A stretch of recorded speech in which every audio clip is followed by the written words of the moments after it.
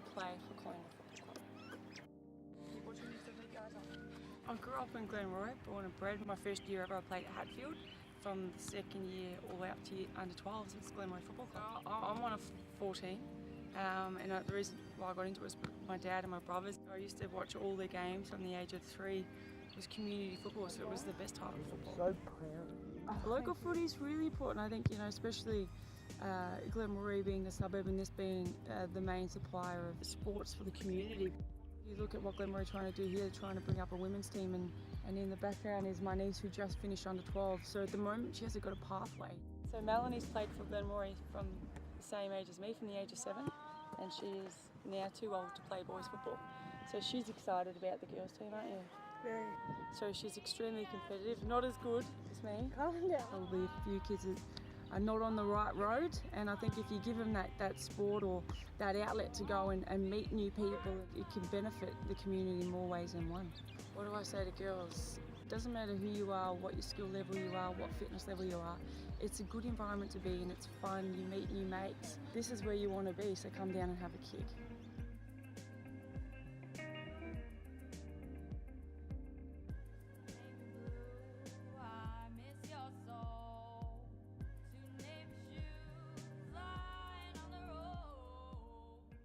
So I'm Claire Johnston and I'm an accredited cricket bat maker and the first female in the world.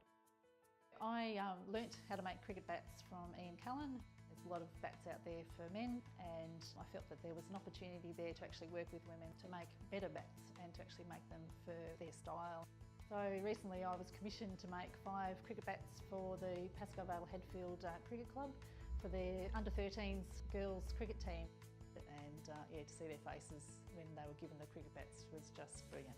So what I'd really love to be able to do is to keep working with my local community, the local cricket clubs, particularly the women, and work to make great cricket bats.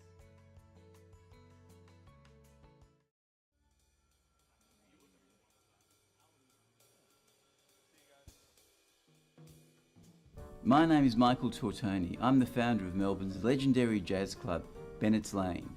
I've recently moved to the very, very cool Brunswick. The Jazz Lab here on Leslie Street, Brunswick is Melbourne's new home of jazz. In my old club, you might have seen Prince for a late night set, or the Wynton Marsalis Band, or even the Harry Connick Jr. Trio. My new club will also host stars of contemporary music, starting with the Bill Frisell Trio for the Melbourne International Jazz Festival, as well as local stars. So drop in for some great music and a drink at the Jazz Lab.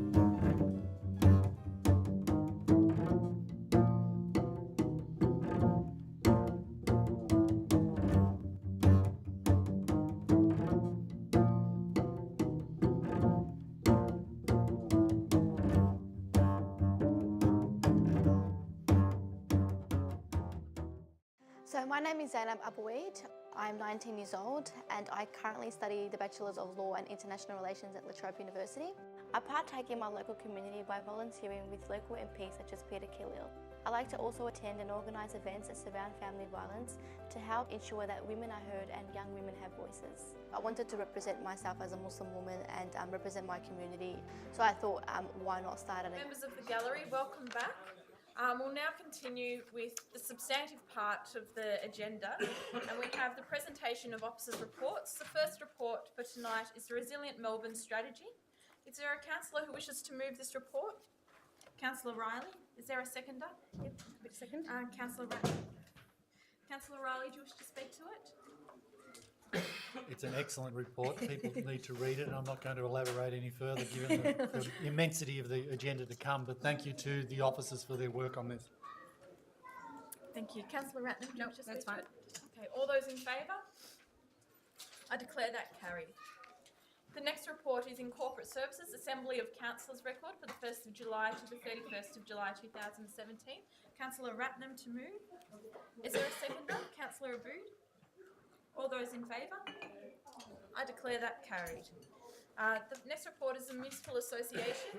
Councillor Ratnam is on her feet. Yes, I'd like to move the recommendations with an amendment, please, and that is to replace point 4 and corresponding text in the body of the report with the following new point 4. And the new point 4 is that the MAB advocates to the state government about the public housing renewal program to A, strongly oppose the replacement of public housing with social housing as part of the public housing renewal program. B, strongly oppose the sale of public land to private developers for private development on those sites. C, ask for any renewal of the public housing stock to remain as public housing and that any additional new dwellings on existing public housing estates should be public, not private housing. And D, strongly opposes the removal of council's planning controls in the proposed new planning process for this program. Thank you, Councillor Ratnam. Is there a seconder? Councillor Bolton. Councillor Ratnam, do you wish to speak further to that? Just briefly, this report sets out a number of motions that we will be proposing to the Municipal Association of Victoria, our peak body's state council, in October 2017. A number of positions, including our advocacy around the program and our grave concerns about that program, onto the agenda of the MAV, and wholeheartedly support our advocacy on this front. Thank you. Councillor Bolton, do you wish to speak? Maybe just briefly, I certainly support the motions which are being put forward to the MAV. I certainly support the inclusion by Councillor Ratnam of a motion calling for all of these public housing estates to remain public housing that's publicly owned, and I also very much support the motion to progress the actions arising from the review of the Environmental Protection Agency, because I think our recent contact with the Environmental Protection Agency in Moreland indicates there are a lot of problems with environmental audits and how toxic and contaminated sites are dealt with. But there is one little mistake in that. I believe it should be 102 McBride Street, not 88 McBride Street. Or is there another property, 88 McBride Street, where there's a contaminated issue? I can talk to that. Councillor Abood? Yeah, so I submitted this motion for the MAV. The reason it says 88 is because that's government-owned land. It's owned by Department of Environment, Land, Water and Planning. And so because it is government-owned land, I wanted to advocate that it be included in the legacy sites that Colleen Hartland MLC has been discussing at the State Parliament. We're trying to find many different ways to address the situation with the contamination at 100 to 102 McBride Street, but I've also been trying to address potential situation at 88, which is actually behind this particular site, which I don't think has ever been dealt with, and we can't deal with 88 through our urban planning committee or other ways. And so because this is the Municipal Association of Victoria, I thought this is a good way to try and get them to address this land at 88, which is behind the site and not privately owned. Thank you, Councillor Abood. Are there any further speakers? No, in that case, I'll put that to the vote. All those in favour? I declare that carried. We'll now turn to update the delegation from councillors to positions in the organisation. Is there a councillor who wishes to move that? Councillor Yildiz, seconded by Councillor Abood. All those in favour? I declare that carried. I'll remove myself. Thank you. So we'll just wait for Councillor Ratnam to leave the gallery as she has a conflict on this item. So this is for the approval for the Deputy Mayor to attend Global Mayors Summit in New York. Councillor Abood. Is there a seconder? Councillor Martin. Councillor Abood, do you wish to speak? Yes, I wouldn't dare to keep Councillor Ratnam outside of the chamber for too long, but I would just like to say with great pride that Councillor Ratnam has been invited to attend the Global Mayors Summit in New York City. I would like to stress that this whole trip is completely paid for by them, not by us. And I think it's fantastic that we have the kind of person that's been asked to talk at a Global Mayors Summit in a country where they're running into a whole lot of problems with immigration. And I'm really proud to be able to put this motion up. Thank you. Councillor Martin, do you wish to speak to that? No. No? Are there any further speakers to this item?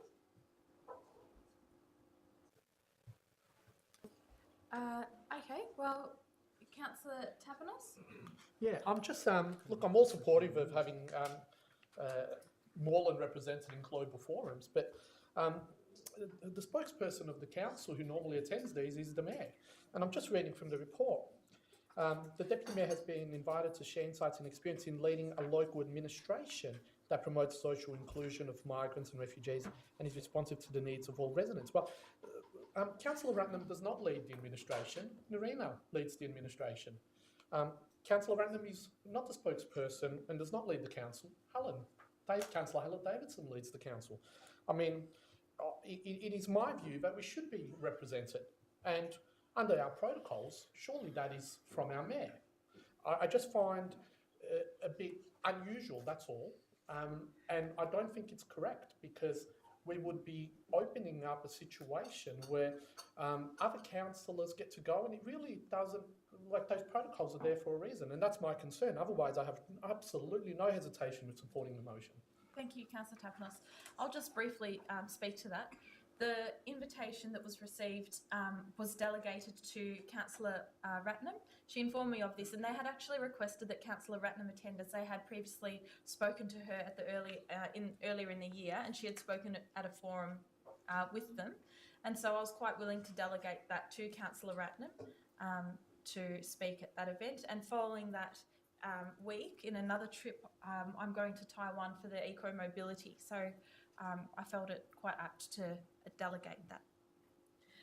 Councillor Kavanagh, then Councillor Riley. I'm very comfortable with the Deputy Mayor attending, and particularly that the Deputy Mayor has been the immediate predecessor as the Mayor as well, and has led Council during that 12-month period. So, and emphasise once again that Councillor Abood pointed to, this is not coming out of any ratepayers' funds whatsoever. It's paid for by the people who have issued the invitation, and even the incidental expenses. Councillor Ratnam, as it says in the report, has agreed to pay all of those. There'll be no cost to council at all. Thank you. Can I just, for future... Sorry, I think Councillor Riley. Thank you. And then Councillor Yildiz. Thank you, Councillor Kavanagh. I endorse your comments. I just would like to say that in this modern age, I think there's a concept of shared leadership and shared responsibility, and as a Deputy Mayor, I think it's quite appropriate, given the explanation that the Mayor has given, that we do that. So certainly in the quarters that I move in, shared leadership is something that has a lot of currency. It's been around for quite a while, and I think that it's time Council perhaps stepped into that realm rather than the very traditional role that's been proposed. Thank you. Can I ask this be put? We've got a procedural motion that this be put, so we'll have to accept that, Councillor Yildiz. All those in favour of putting this motion to the vote? All those against? I declare that carried. So we'll put the motion to the vote. All those in favour? I declare that carried. We'll now move, and can we ask that Councillor Ratnam please come back in? We'll now move on to the draft financial and performance statements for 2016 and 2017. Is there a councillor who wishes to move that? Councillor Abood? Is there a seconder? Councillor Ratnam. Councillor Abood, do you wish to speak to that? Councillor Ratnam, do you wish to speak? Yes, I'll speak very briefly. Just one second. Sure. I'll speak very briefly. Just in summary, it's a very substantive item that's brought before. I just want to commend the work that's gone,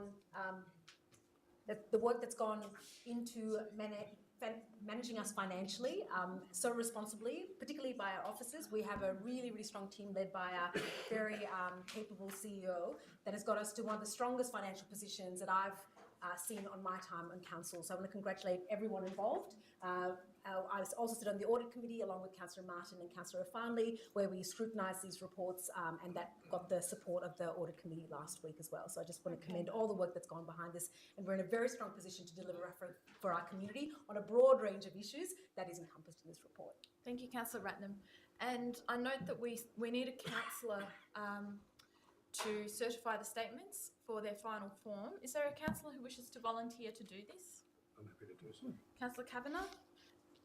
Thank you. Audit and Risk Committee. Yes. Does it have to be an audit and risk member? I'm happy to do so. Okay, and then Councillor Kavanagh for point number 1 and Councillor Ratnam for point number 2. Okay. Yep. I'm just reading that again. I think possibly Has to be both. it has to be. Oh, it has to be the So same, I'll yeah. withdraw. So I'll make it Councillor Ratnam. Okay, present. Councillor Ratnam, are you okay? Yep, happy with that. Yep. Okay. All right, so both points, Councillor Ratnam. Thank you. Okay, if there's no further discussion on that, I'll put that to the vote. All those in favour? I declare that carried. And the next is the proposed discontinuance and sale of the road adjoining 91 and 93 South Street in Hadfield. Is there a councillor who wishes to move this report? Councillor Kavanagh? Yeah. Is there a seconder? Councillor Martin. Councillor Kavanagh, do you wish to speak to that? I don't think so. Councillor Martin? No. Are there any further speakers on this report? Councillor Bolton. I'd, ever since this first came up to council, I've been opposed to the selling of this road. And, you know, I mean, I just think there could be a time in the future when maybe this road might be needed. I think I'm not really in favour of council selling off its various rights of way. I mean, one of the reasons this is on the agenda for sale is because a previous owner, developer, put a fence across, so it looked as if it was part of a backyard. So adverse possession, which I think is a really fundamentally unfair aspect of the law, which encourages privatisation by stealth. So I'm not in favour of rewarding anyone with this sale. Thank you, Councillor Bolton. Are there any further speakers on this? Actually, I might just close then. Yeah, So, thanks, Councillor. look, normally I wouldn't be in favour of selling land either, but this goes to a dead end and it's 3.05 metres wide by 36 metres long, so it's a strip of land and basically I'm hoping that it will improve access from the retirement village out onto South Street. Would have access to the bus stop there as well, which is what I agree that's is at the will of the owner if we sell it, but that's the intention that's been outlaid to us at this point. Thank you for pointing that out, Councillor Kavanagh. If there's no further speakers, I'll put that to the vote. All those in favour? All those against? Might that be recorded? Thanks. Yep.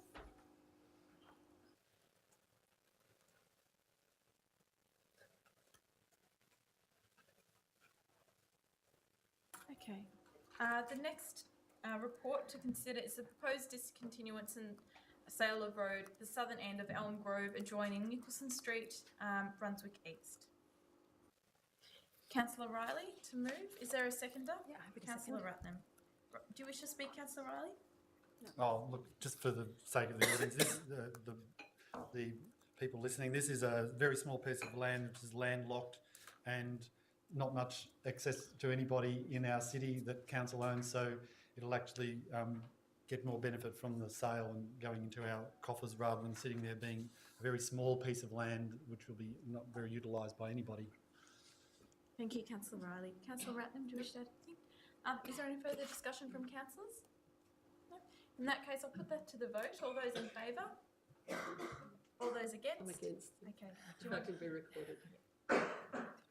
And for Councillor Bolt, yeah.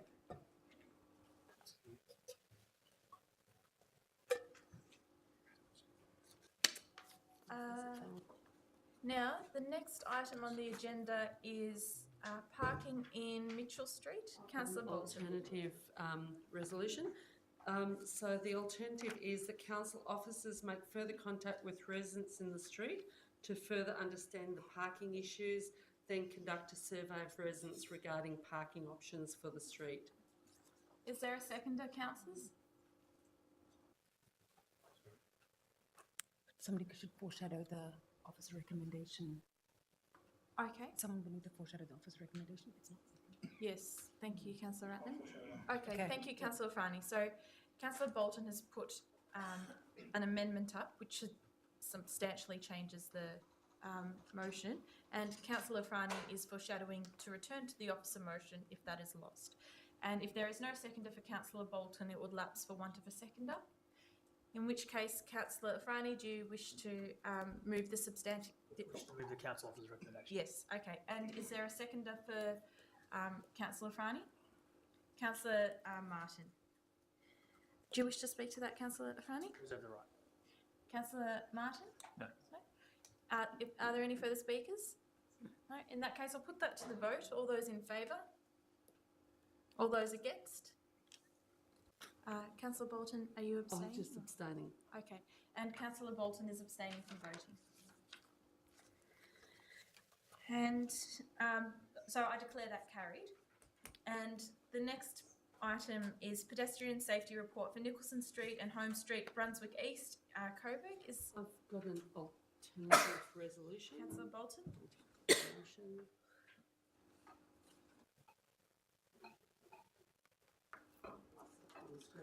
So I'd like to move the council officers' recommendations with 2 extra dot points.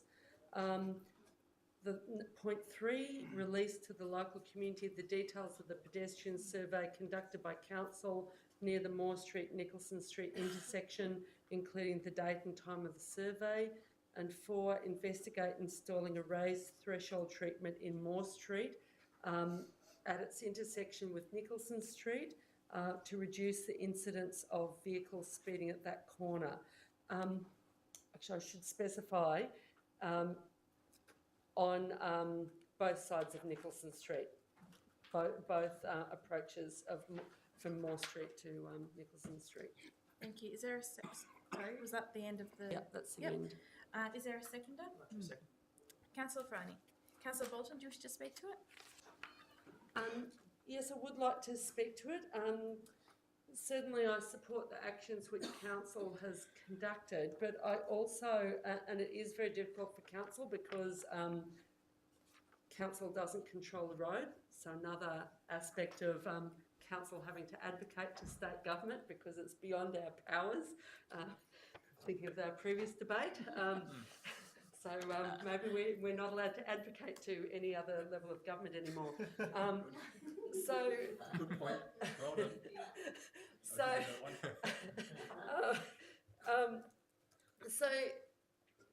Because we are so powerless with Vic roads, I think it would be useful for residents to have access to the pedestrian survey which council conducted, because obviously people who live in the area or use that area know the busy times, and it might be advantageous if that information was shared with residents so that residents can let council know if there are other busy times that council should be doing a pedestrian survey with, which might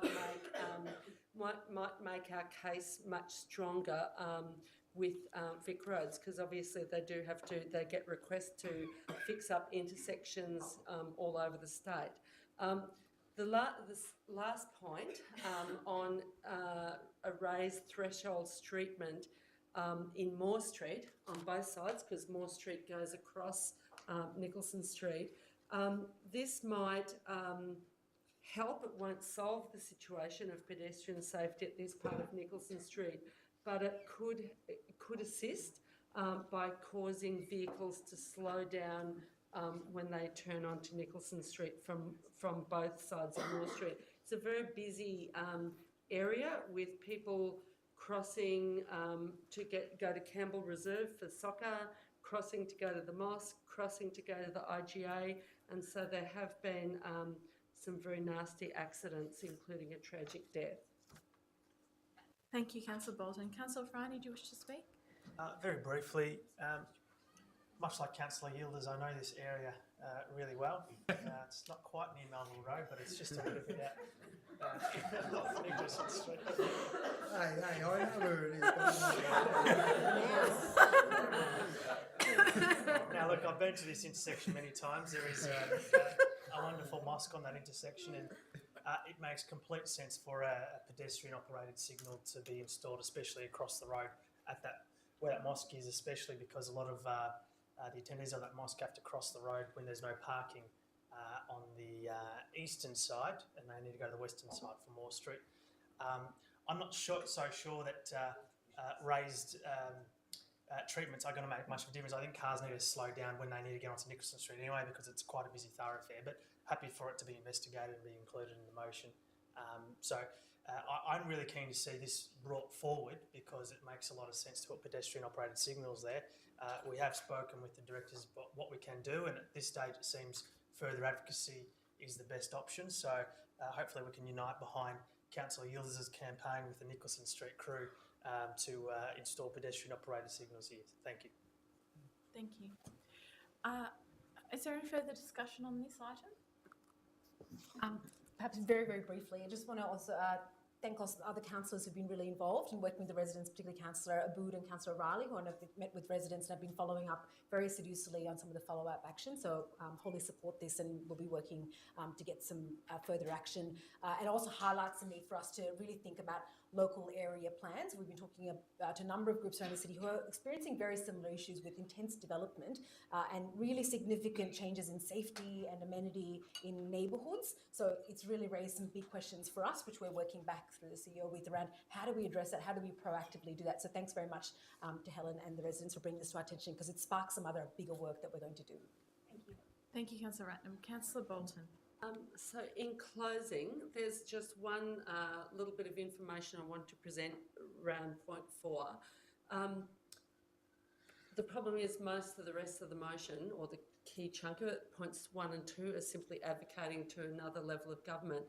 Point 4 is something we can actually do as a council. I definitely take Councillor Farnley's point. It won't solve all the pedestrian issues of the area, but it probably is a little bit like the Main Street O'Hay Street intersection, where the Nicholson Street's so busy, there's so much traffic coming out of Moore Street that people look out for a gap in the traffic and plant their feet at an intersection where there are a lot of pedestrians crossing, particularly at certain times of the day and week. So it's really just to assist with that, and this is just to investigate, so the council officers to investigate before we make a final decision. Thank you, Councillor Bolton. Is there any further discussion from councillors? In that case, I'll put that to the vote. All those in favour? I declare that carried.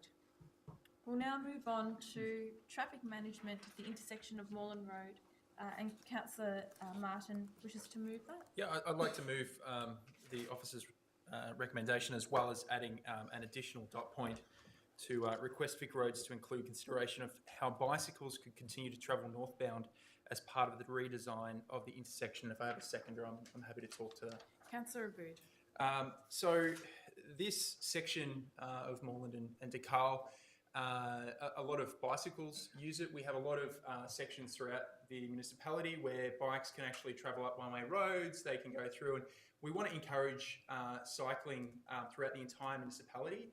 And one of the things that I would like to see is that cyclists can continue to go northbound on DeKalb. I think it would be, pushing cyclists out onto Sydney or down to Nicholson. I think it's really good to allow the cyclists to still go northbound on that street. Thank you, Councillor Martin. Are there any further councillors who wish to speak to this?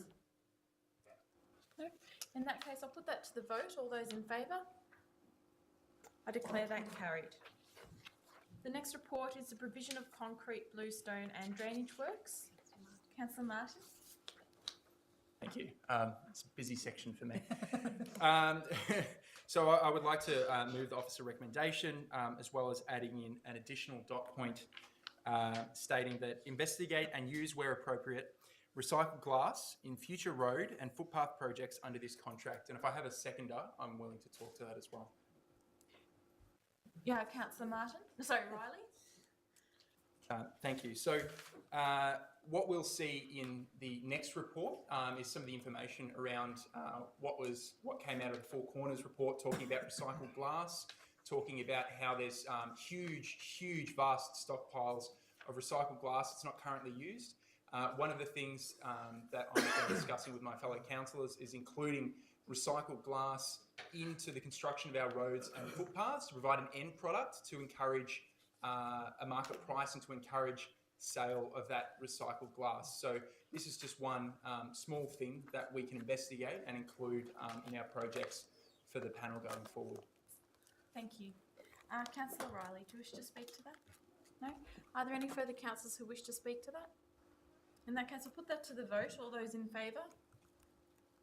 I declare that carried. And the next item is provision of waste contract information. Councillor Martin? I'd like to move the officer recommendation, and if I have a seconder, I'll speak to it. Councillor Bolton? So I really do thank the officers for getting onto this really promptly. I think it's really great. This was in response to a general business item that I raised at the last council meeting, following on from the Four Corners program, investigating waste and the issues of waste in New South Wales and Queensland in particular. We wanted to make sure that we were open and transparent as to where our waste goes in Moreland, and to provide as much information as we can and that we're aware of to the people of Moreland, so we know, so you know where your waste is going. And so, just a couple of things that I'd like to highlight in this report. That in 2016-17, there was about 33,000 tonnes of general waste. Thank you. 33,000 tonnes of general waste. There was about almost 16,500 tonnes of recycling, and almost 10,000, or a little bit over 10,000 tonnes of green waste, and 437 tonnes of hard rubbish in the municipality. So there's some of the volumes that we're putting out in Moreland. So I think it's really good to be aware of how much waste we create in Moreland and use this as a benchmark moving forward on ways to reduce our waste. Thank you, Councillor Martin. Councillor Bolton, do you wish to speak to it? No. Are there any further speakers? In that case, I'll put that to the vote. All those in favour? I declare that carried. And the next item on the agenda is the contract for the graffiti management services, and Councillor Martin has his hand up. Hello, me again. So I would like to move the officer recommendation with an additional dot point stating to investigate and use where appropriate GECA, which in brackets, Good Environmental Choice Australia, certified chemicals as part of the graffiti management services contract. And if I have a seconder, I'm willing to talk to that. Councillor Riley. So essentially, all this is asking is for when we're talking about chemicals as part of the graffiti removal kits, and wherever appropriate, we're talking about using GECA certified chemicals where appropriate. It's just an additional thing that we can look at to improve a lot of the environmental aspect of this particular contract. So again, it's just an inclusion to investigate and use where appropriate. It's not going to be used all the time, but it is just an additional measure to let the people of Moreland know and be aware of that we're worried about our environmental footprint and the causes of different chemicals that we may use throughout these processes. Thank you. Councillor Riley, do you wish to speak to it? Are there any further councillors who wish to speak to this? No? In that case, I'll put that to the vote. All those in favour? I declare that carried. And the next item is to change the start time for the Urban Planning Committee meeting on the 27th. Is there a councillor who wishes to move that? Councillor Abood, is there a seconder? Councillor Kavanagh. Councillor Abood, do you wish to speak? No, I don't. Councillor Kavanagh? Yeah, just to notify that I won't be at that meeting. I'll be interstate, and so that's the. I'm not asking for leave of absence because it's, but I'm only away for a few days. But I'll be interstate at that meeting, so I won't be at that UPC or the meeting before it. Thank you. Councillor Bolton. I'm going to speak against and vote against. My reason for that is that I feel that the submissions on the general local law and the urban planning committee or planning decisions should be in separate meetings. Certainly I think for a lot of residents, or especially some of the older residents, I know there will be one coming on that night about the toxic site in Fawkner. 8 o'clock is a very late time to start a meeting to discuss a very important planning issue. So, yeah, I mean, I understand the reasons why it's being proposed, but I'll vote against. Thank you, Councillor Bolton. Are there any other speakers? No. In that case, I'll put that to the vote. All those in favour? All those against? I declare that carried. The next item on the agenda is social development, summer sports ground seasonal tenancy allocations. Are there, Councillor Kavanagh? Yeah, thanks. Is there a seconder? Councillor Carly Hannon. Councillor Kavanagh, do you wish to Yeah, speak? just briefly, just to congratulate our officers. It looks like a pedestrian report, but it's not. There's a lot of clubs that want particular ground allocations, and basically Moreland is full at the moment, and so it's a difficult process, and it's a difficult process to cater for the needs of every single club. And our officers in that area do it very, very well, and I congratulate them for that. Thank you. Thank you, Councillor Kavanagh. Councillor Carly Hannon, do you wish to add anything? No? Are there any further councillors who wish to speak? No? In that case, I'll put that to the vote. All those in favour? I declare that carried. And the next item is the Moreland Arts and Culture Strategy, Creative Capital. For 2017-2022, Councillor Riley and Councillor Tapanos to second. Councillor Riley, do you wish to speak to it? Yes, I just want to commend officers for their work on this new strategy and all those people who participated in the consultations. It's been some months in the making, so thank you to all those people that have done this. This covers a lot of what council does in terms of festivals, our street party, music festival, and all of the sort of various festivals across the north and the south of the city. So I would encourage people to get involved in our committees that support this policy and in the investments that we have. So we're looking at ourselves as curators of those things, and also in supporting other parts of the arts industry and artists in our city. And we're very conscious of the pressures on our city around costs for artists, and they are all things that we are looking at in the policy.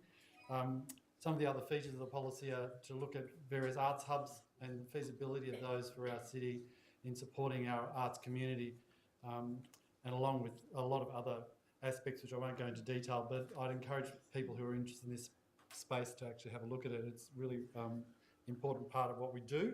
It's not just rates, roads and rubbish. It's going to be the reference tonight, and I'm going to keep saying it. We actually do a whole lot of stuff, good stuff, and even if I might say so, I would thank all of the officers for their work in this area and encourage people to get into it. Thank you. Thank you. Councillor Tapanos. I'll be very brief. I think it's never been about roads, rates and rubbish alone at Moreland. We have a proud history of advocating, and we've done that again on so many issues. But this is core business. We have so many artists in our community, and I know that we are leading the charge as far as creating a vibrant artistic city. There's 19 commitments in this policy that further expands all the good work that occurs around our festivals and our arts programs. So I commend it to council and thank everyone who's participated and the officers who deliver these programs.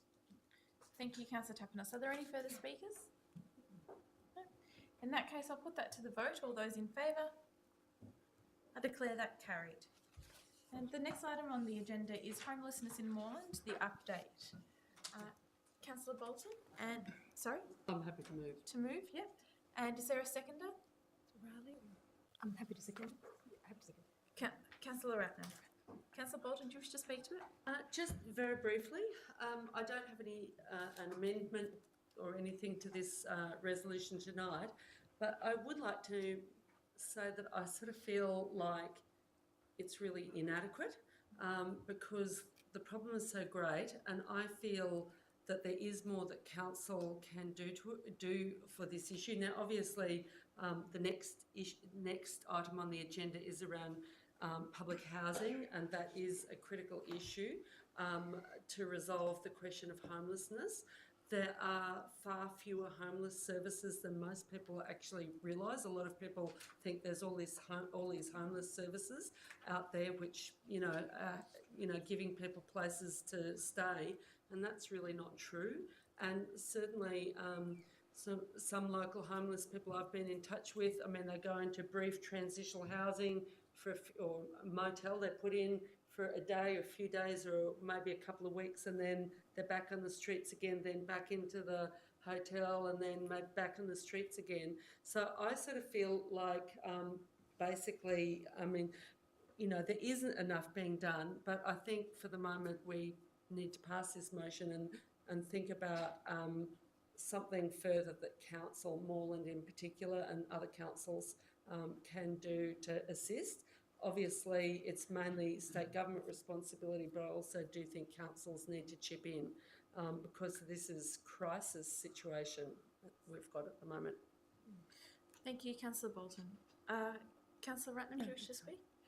Councillor Riley? Look, I just wanted to add that and make people aware that there's actually, as part of Anti-Poverty Week in this report, that on the 18th of October at 6:30 at Brunswick Town Hall, there's a free community event called A Home in Moreland, ? So I'd really encourage people to get involved and be part of that as part of the work of this working group and some of the work that officers and the community other agencies and groups within the community are working on. So please spread the word and get it out there and encourage people to go along to that too. Thank you. Thank you, Councillor Riley. Councillor Bolton, Abood, sorry. Yeah, I just wanted to draw attention to point 2 that says that the working group will continue to meet at least twice a year. And this is where my cynicism outweighs my optimism. I've been dealing with a few residents who are experiencing increased crime in their neighbourhood because of some business that's happening in what is known as emergency housing. And I think it's worth recognising that emergency housing is, for a lot of homeless people, a worse alternative than staying in a park for a few nights, especially on a warm summer's night. Like, these places are not solving the problem, and I think that we will be forced to keep on addressing this issue of homelessness in the city and, you know, broader, and keep advocating that something actually gets done. So, thank you, Councillor Abood. Are there any further speakers to this? No, in that case, I'll put that to the vote. All those in favour? I declare that carried. The next item on the agenda is Public Housing Renewal Advocacy Campaign. Is there a councillor? An alternative resolution or a slightly amended resolution. I'd like to move the resolution on public housing renewal advocacy. So the first 2 dot points that have been proposed by the council officers, plus 2 further dot points. One is support the establishment of a public housing tenant legal support service with a one-off grant of $10,000 to assist public housing tenants in the estates affected by the public housing renewal program with an understanding of their legal rights. Such a support service would produce legal resources, establish a drop-in legal centre and establish outreach programs for tenants on the affected estates. Such a service would be invaluable for residents on the Grand Place, West Brunswick estate since the Moreland Community Legal Service closed down and shifted to Gladstone Park. And point 4, request officers to contact the Fitzroy Legal Service to further understand the work they're doing to support tenants in the public housing renewal areas and explore further ways in which council can support their work. Thank you. Is there a seconder for this? I've just got a question. I'm wondering if Councillor Bolton is prepared to separate the 2 amendments, because I'm supportive of the last one but not the third. Sure. Why don't we put the last one Hang on, I think Councillor Bolton needs a 3. seconder first. Yeah. So we can contact them without a motion. I know. Yeah. Sorry, that was my point. I'm happy to second 4 but not 3. Okay. I think So it needs a seconder. One point can be adopted in the original, and then the other one will need to be an amendment. Can I move a procedural motion where we lay this on the table? I think this needs a bit of work before coming back tonight, just in terms, because it was quite a last-minute amendment. So a procedural motion to lay this on the table to be brought back tonight. okay. All right. So all those in favour to lay this on the table? I declare that carried. Okay. All right. So the next item on the agenda is the Community Grants Program, investigation of grant opportunities, and Councillor Ratnam is on her feet. Yes. So here's 3417. Councillors, I'd like to move a slightly amended version of the report. And those amendments have been circulated prior, but I'll read them out just to ensure that everyone's across them. And if you need time to get to the page, that's absolutely fine as well. The page numbers I'm referring to are the page numbers within the report. They're not the actual agenda page numbers. You have to go to the grants guidelines and you can see the numbers. So amendments to add to the points. So we'd add a new point 3, subject to these further amendments. On page 3, add the new category of organisational grants to the annual grants table. It's just an error, I believe. Page 6 of the grant guidelines, in the section what won't be funded, amend dot point 4 to read organisations that receive other significant sources of funding. So that's inserting the word significant before sources of funding. On page 6, delete the last 3 points of that what won't be funded section, as they seem redundant. I'll speak to that. In the section what can be funded on the same page, add a new dot point general running costs.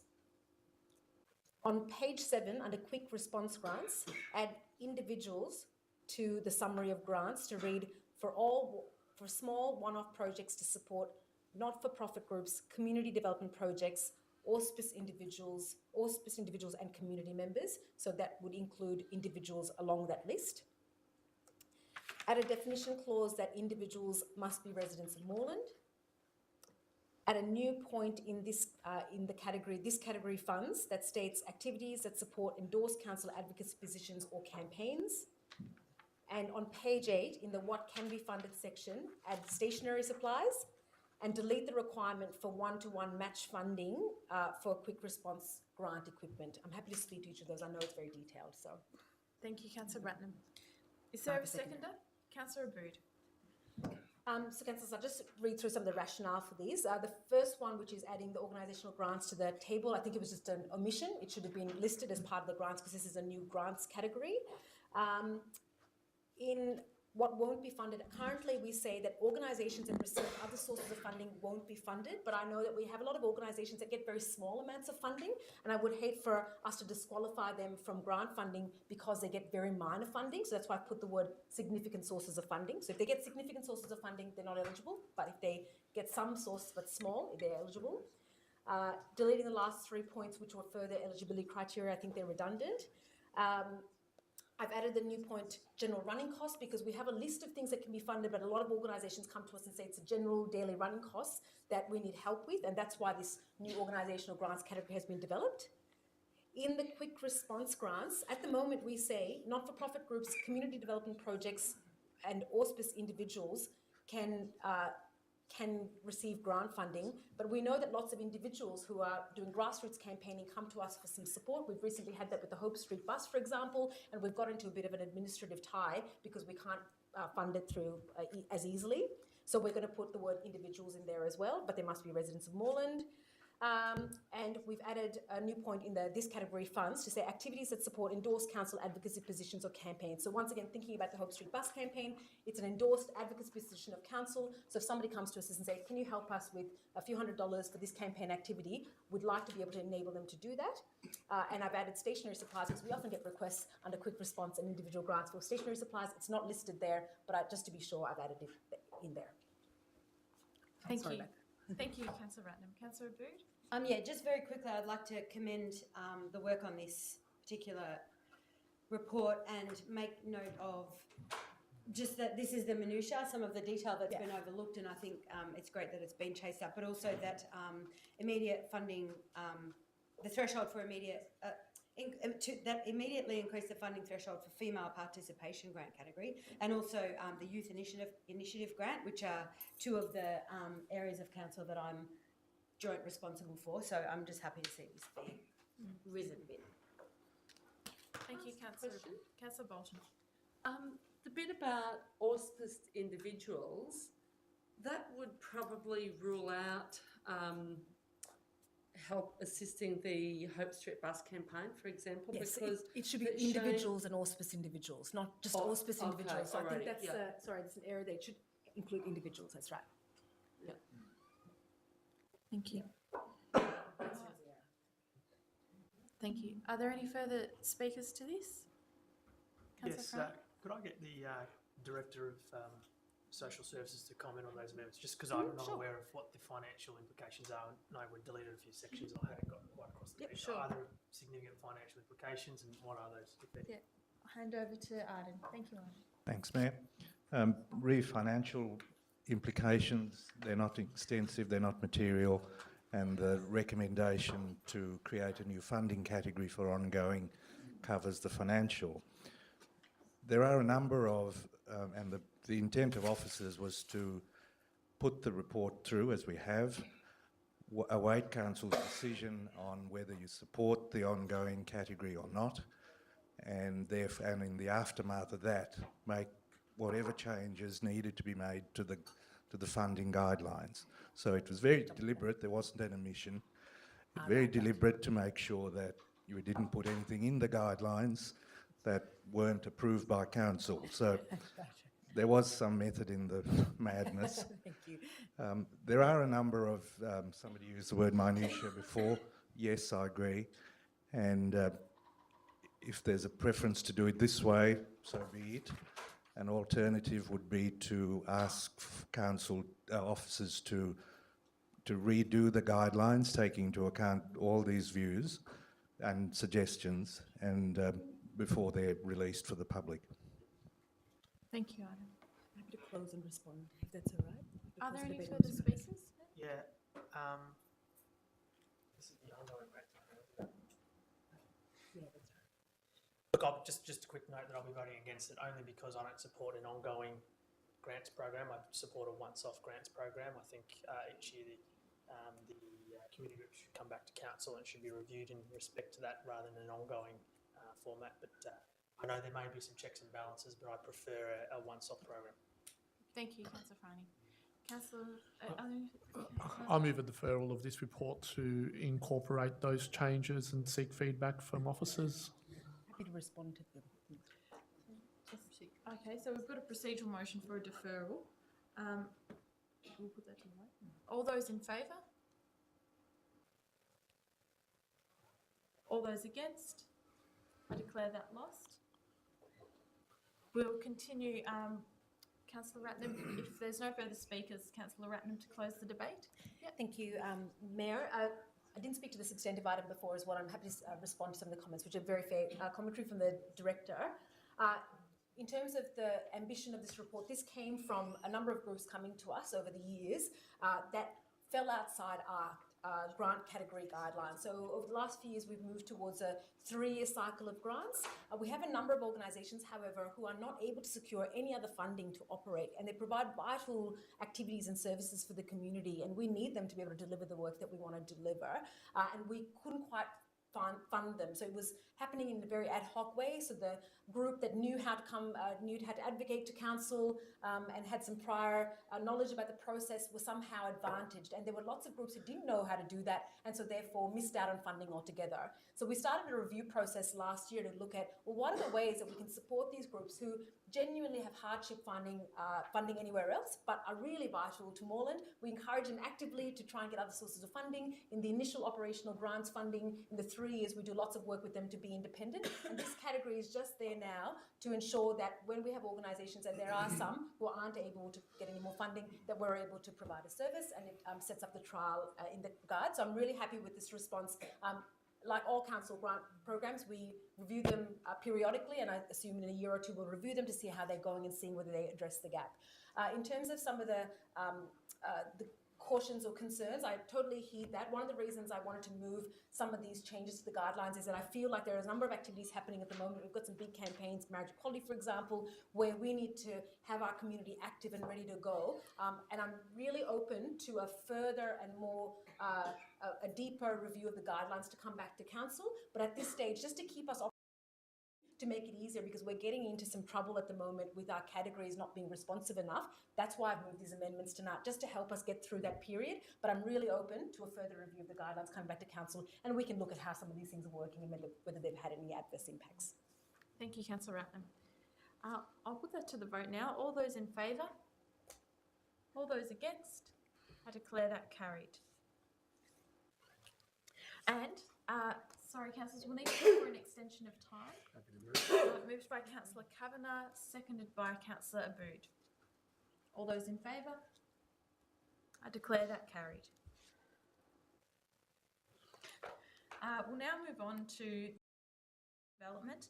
And the first report in this section is A Park Close to Home, a framework to fill open space gaps. Is there a councillor who wishes to move this report? Councillor Tapanos? Really pleased to see this report come to council. It's come to the chamber. It was deferred previously. It is. And second by Councillor Kavanagh. Thank you. It is some great piece of work that's actually occurred from council officers, and there's been a lot of community input in this, and I look forward to much more input as we put it out for consultation. In short, this is really going to determine how we create more open space in Moreland. It is a report that is setting some criteria about looking at where are the priority areas. Where are the areas that require more open space? And we look at the densities, particularly in Brunswick, with so many apartments going up, so many apartments that don't have adequate open space. We look at walkability, and we're really catering for the growth of our city. And we're saying very loud and very clearly, as we have with many previous policies, that open space and public parks are very, very important. I mean, for me, they are probably our number one priority at the moment. And I'm looking forward to the consultation. I'm also looking forward to the positive outcomes that will be produced. And I know that as a council, we have committed to creating 2 new parks in this term. And we have the contributions from developers, the open space contributions. We have that, and we will be utilising that, and we will be finally creating some open space. I'm really pleased to see that we're creating a bit of a shift away from using that open space contribution for maintenance and really saving it for the creation and purchase of new open space. And that is very welcome. And I think we have there a formula of 90% and 10%, which is a step in the right direction. So councillors, I commend this policy to you. I know that this decision actually is going to be looked back on in the future when that open space is created and enjoyed by our community. They would look back and say, well, that was the beginning where it kind of started, where we developed the policy, identified the open space contributions, and actually created more public parks. Not an easy thing to do, but we're well on our way. Thank you, Councillor Tapanos. Councillor Kavanagh. Yep, I concur with Councillor Tapanos. I just have a couple of other points. Don't note that it is a draft policy, so we are looking forward to hearing a bit more from the community about what they want, and hopefully from all parts of Moreland. And on page 331 of the agenda, or page 6 of the attachment, I noticed that we hear a lot about the contribution from the south of the municipality, and it certainly is great. But if you look at that, you'll see that in Glenroy, over $12.8 million has come from that fund. And yes, they separate Brunswick and Brunswick East and Brunswick West, but Brunswick 8.2, Brunswick East 7.6, Brunswick West 2.2. So, you know, it's not all coming from the south of the municipality. Fortunately, some of the spending that's happened in the last few years has gone to the north as well, from my point of view, so that's good.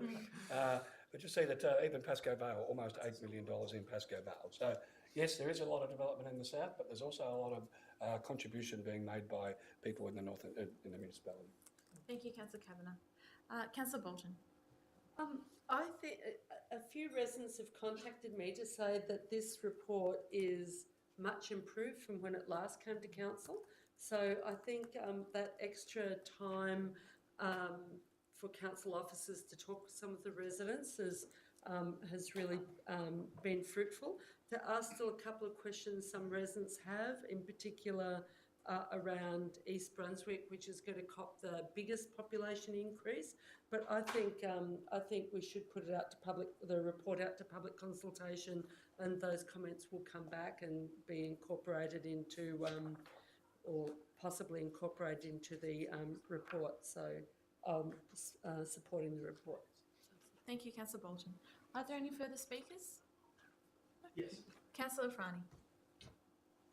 I just wanted to, I've done a bit of reaffirming. I wanted to reaffirm my commitment that I think as much as I am a champion of Faulkner, I genuinely think that more parks should be allocated in the South Ward, given I'm also supportive of lots of development in that area because it can handle it with all the public transport infrastructure that is embedded in that area. And I like the fact that this proposal puts weight in terms of number of people, where that gap is. So I am supportive of more open space in the south because of the number of people that it can cram together, I suppose, in the south area. Thank you, Councillor Franey. If there's no further speakers, I'll put that to the vote. All those in favour? I declare that carried. We'll now move on we're up to notices of motion. Unless we want to resume the previous item that was laid on the table, I don't know if councillors are of a mind to do that or... We'll be ready. Might wait till the end of notices of motion. I'll redraft some words, I think. Okay. I think it might be better just to charge forward with the other items and then deal with that before we do confidential business. Yeah, sure. That's a good idea. Yep, okay. All right. So the first one that we have is from myself, and it's in relation to Max Marshall, and I'll just read the motion. If I have a seconder, I'll speak to it. The council installs a bench and inserts a plaque that acknowledges Max's life and works, Max's contribution to his neighbourhood, and particularly to the open space where he lived, and to state that it was exceptional and it warrants some recognition. And Councillor Martin to second. So Max Marshall lived in Pascoe for many, many years, and for a very long amount of time he was watering plants that he had planted himself across near where Kelvin Thompson Park is. He passed away in April, and he's dearly missed by his family, but his contribution to the environment in that particular pocket of Pascoe Vale has been very substantial. It's an area that would have been quite neglected and quite derelict and quite unattractive. It's next to the freeway, next to the bridge and the train tracks, and he's made it quite a lovely sort of sanctuary where bike riders often stop and take in the lovely scenery. So it would be quite lovely to honour him and the work that he did and the financial contribution he made himself by planting these trees and watering them. So are there any further speakers to this? Okay, in that case, I'll put that to the vote. All those in favour? Thank you. I declare that carried. The next one is also from me, and this is on the Maternal Child and Health Review of Services, the service name. And I'll just quickly read the motion.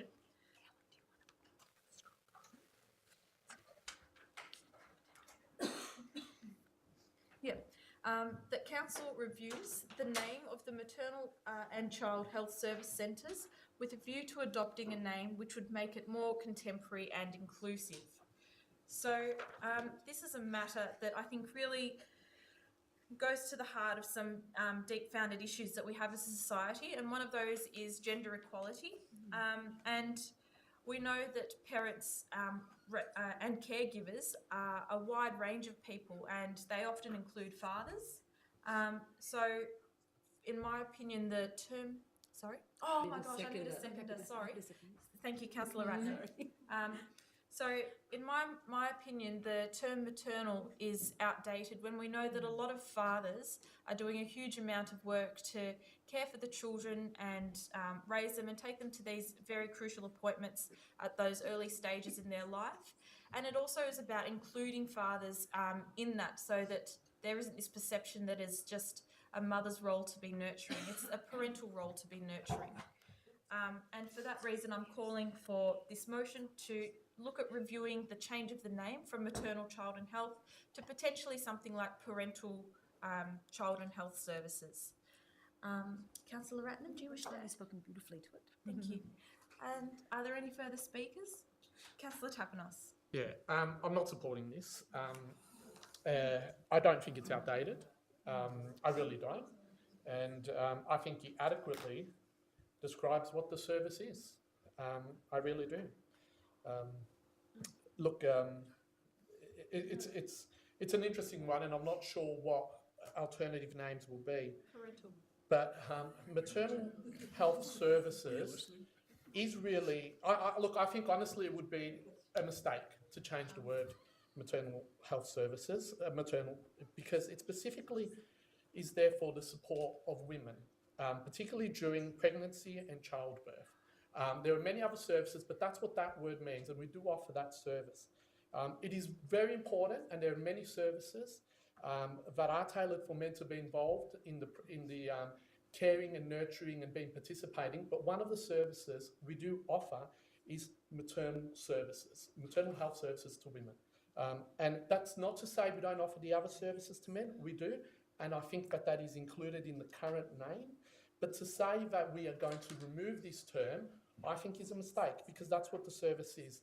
And I mean, to put it quite bluntly, men don't get pregnant. I think it's important that we do say that this is about women's health. Hang on, sorry, no more comments from the gallery. Thank you.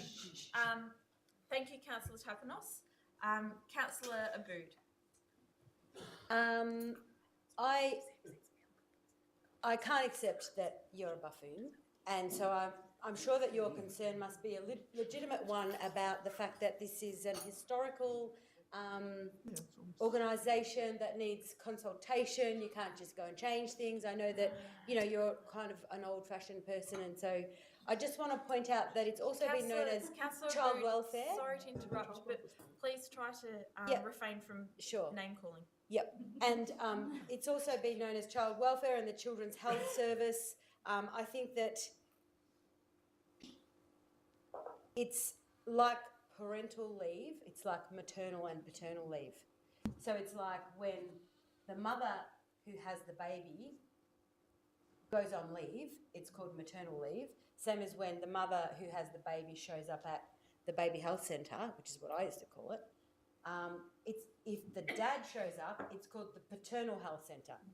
Or the dad is having a paternal experience bringing his child to the centre. So my gut reaction to this particular notice of motion was that I love the fact that it was so inclusive, and I'm really proud that it's been brought to this chamber, because I think that these are modern times, and I know a couple who are two dads who just had a baby. So who's going to take their baby to the maternal child health centre? Councillor Kavanagh. I'm just supportive of the motion. I'm supportive of the idea, and most of the services that I see, and I was involved in taking my children, etc., were post-birth. Actually, were in the first 12 months of birth, etc., following birth, and you know, often I would take mine at times, and my wife would take them at other times. You know, that's what we do. So I think it's and like, it really hadn't occurred to me previously until I saw the motion, but I think it's a good motion, because I think it is time to change the name to recognise the inclusiveness of the parenting model. So yeah, I'm happy with that. Thank you, Councillor Kavanagh. Councillor Carly Hannon. Yeah, I also support this review. I think it's really good that you've asked for a range of stakeholders to be involved.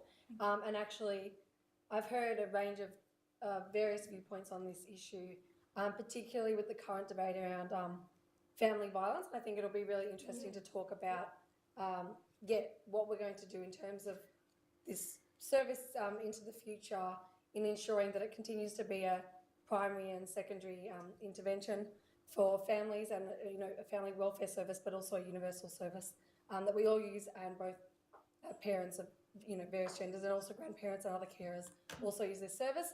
I also think it's important to note that the shift that we are seeing in it being now located in primary schools or in other health centres, so rather than just being a service on its own, it's being incorporated to be much broader, and also providing things like playgroups and other early services as well. So it's going to be a really good review, and thanks for bringing it to the chamber. Thank you. Councillor Riley. Yes, thank you. I just want to endorse Councillor Kavanagh and Councillor Carly Hannon's comments. And I just wanted to add that there's 100 years. We're actually celebrating the 100-year centenary of this. I'm not sure that was kind of featured, but it's actually was a unique service. It started in Collingwood and Carlton, and we should be very proud of this, and I really appreciate the sentiment behind it, that we are moving into a new centenary, looking forward, we're moving into a time where we're actually redefining ourselves and what we call a family. So I really appreciate the sentiment behind this and the support that it's getting, and I look forward to what the outcomes of the review are. I think it'll be quite exciting seeing what we're doing. And when I went to celebrate one of the celebratory events, it's quite clear that the service is actually targeting and doing a lot more work towards men, even though when you heard one of the comedians at the time talking, a litany of thousands of jokes about breasts and all the sorts of things that happen, then mums here will know what goes on and all the different advice you get from day to day that you have to keep changing. So I'm sure all the men will enjoy all of that as well, and I look forward to the results of the review. Thank you, Councillor Riley. Are there any further speakers? No? I'll just say a few concluding words, and I'll draw on what Councillor Riley has mentioned, that it is 100 years of the health service, and it's a wonderful occasion to look and see how far we've come and the brilliant work that the people who work there do for so many families. And this motion came to light through that service that I went to. And I highly commend all of Moreland's the employees that work at this service and all the parents that attend the service, because it's so valuable. And when we think about what's in a name, well, there's a lot in a name, and changing the name is something that is really due at this particular point in time. We're facing a time when we're dealing with a huge amount of domestic violence, where gender inequality is at that core, and encouraging people to be participatory in raising children as a community, as a family, and encouraging fathers to take that role, which is a beautiful role to have, is so important. And this hopefully will be the impetus for a lot of fathers to recognise it's paternal, and to bring that to light through the news and through the media, that this plays a very important role for fathers to take responsibility and that beautiful role that comes with being a dad. So thank you for the councillors who have supported this. I'll put that to the vote now. All those in favour? All those against? I declare that carried. We'll now move on to the next notice of motion, and Councillor Abood has the notice, marriage equality. So, I don't know, you guys might have already memorised this. Hopefully everyone in the room gets the gist, and I'll just start from the top. So the notice of motion is that Council reaffirms its long-standing commitment to achieving marriage equality, noting Council's previous endorsement of marriage equality in November 2014 and June 2017, as well as Council's support of its LGBTIQ citizens through actions delivered by the Human Rights Policy. And 2, allows LGBTIQ-focused organisations in Moreland to access council meeting rooms and spaces at no cost for gatherings and activities that promote the health and well-being of the community, while the National Postal Survey is administered over the next 3 months and effective immediately. 3, writes to all civic, religious, educational and sporting organisations in Moreland to highlight Council's position and support for marriage equality and actions that Council will take to support and promote the safety, health and well-being of our LGBTIQ community over the next 3 months. And 4, delivers a proactive advocacy and communication strategy over the next 3 months that affirms Council's support for marriage equality and the Yes campaign in speeches, website and social media, local multicultural news outlets and in buildings and other public realm opportunities. 5, commissions pro-marriage equality banners and displays them at the Coburg Civic Centre and the Brunswick Town Hall until the end of November 2017. 6, explores any additional ways in which Council can support the Yes campaign, included but not limited to, this bit got changed, so included but not limited to partnerships with other councils. And you can scratch that should the marriage equality survey proceed. 7, utilises Council's $1,000 quick response grants to support pro-marriage equality individuals/groups conducting activities to support the Yes campaign. 8, explores options to facilitate participation in the survey by people who are homeless or do not have a fixed residential address.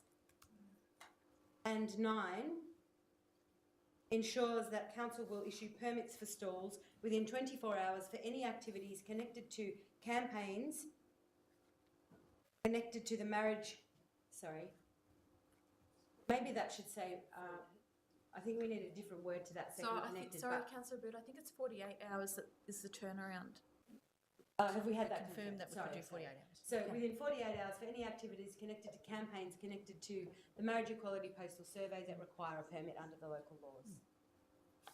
And if I have a seconder, I'll reserve the right to close the debate. Great, thank you. Councillor Riley, do you wish to speak? Seconder? Yeah, not for the moment. Okay. Are there any further councillors who wish to? Councillor Bolton. I would like to speak. I think this is very important for local councils to take a stand as part of this campaign. Council has already moved 2 motions in the past in support of marriage equality. It is quite an amazing campaign because at the beginning of this campaign, when people first protested the marriage ban, there was minority community support, and through the years, as the campaign has gone on and there's been more community engagement, that public opinion has shifted to where it is today, a majority. But I went to a rally in Pakenham on Sunday, and what is clear from people who services is already been an increase in attempted suicides as a result of the hate speech towards especially young LGBTI people, especially people who might not have family or community support. And this is really what was predicted, but it is a reality. This is causing danger to the health of some people in the community, from the LGBTI community. So I certainly think Moreland needs to reaffirm its stand and also support any local activities that are organised by different groups. So I notice there is Moreland Says Yes to Marriage Equality group that's been set up. Some of them people are in the audience here. And there's a plan to do an action in Moreland, I think a human sign sometime in early October. And there are also other local groups that are making a stand on the issue. I think in one of the football clubs in West Brunswick as well. So I think we definitely do need to assist the campaign, because many of the groups are not little ad hoc groups that come together, don't necessarily have access, don't necessarily have money for hiring meeting rooms and so forth. So I think the inclusion of a quick response grant to help with community activities and the offer of meeting rooms is really important. Thank you, Councillor Bolton. Councillor Kavanagh. Firstly, I want to say I'll be voting yes in the upcoming postal survey, and that I've supported the 2 motions that have been before this council previously on marriage equality. But there's some aspects of this motion that I'm not supportive of, and I want to try and explain why. Okay. I'm also interested in the officer comment where it says this proposal fully accords with Council's human rights policy of 2016-2020, and then it does a statement there.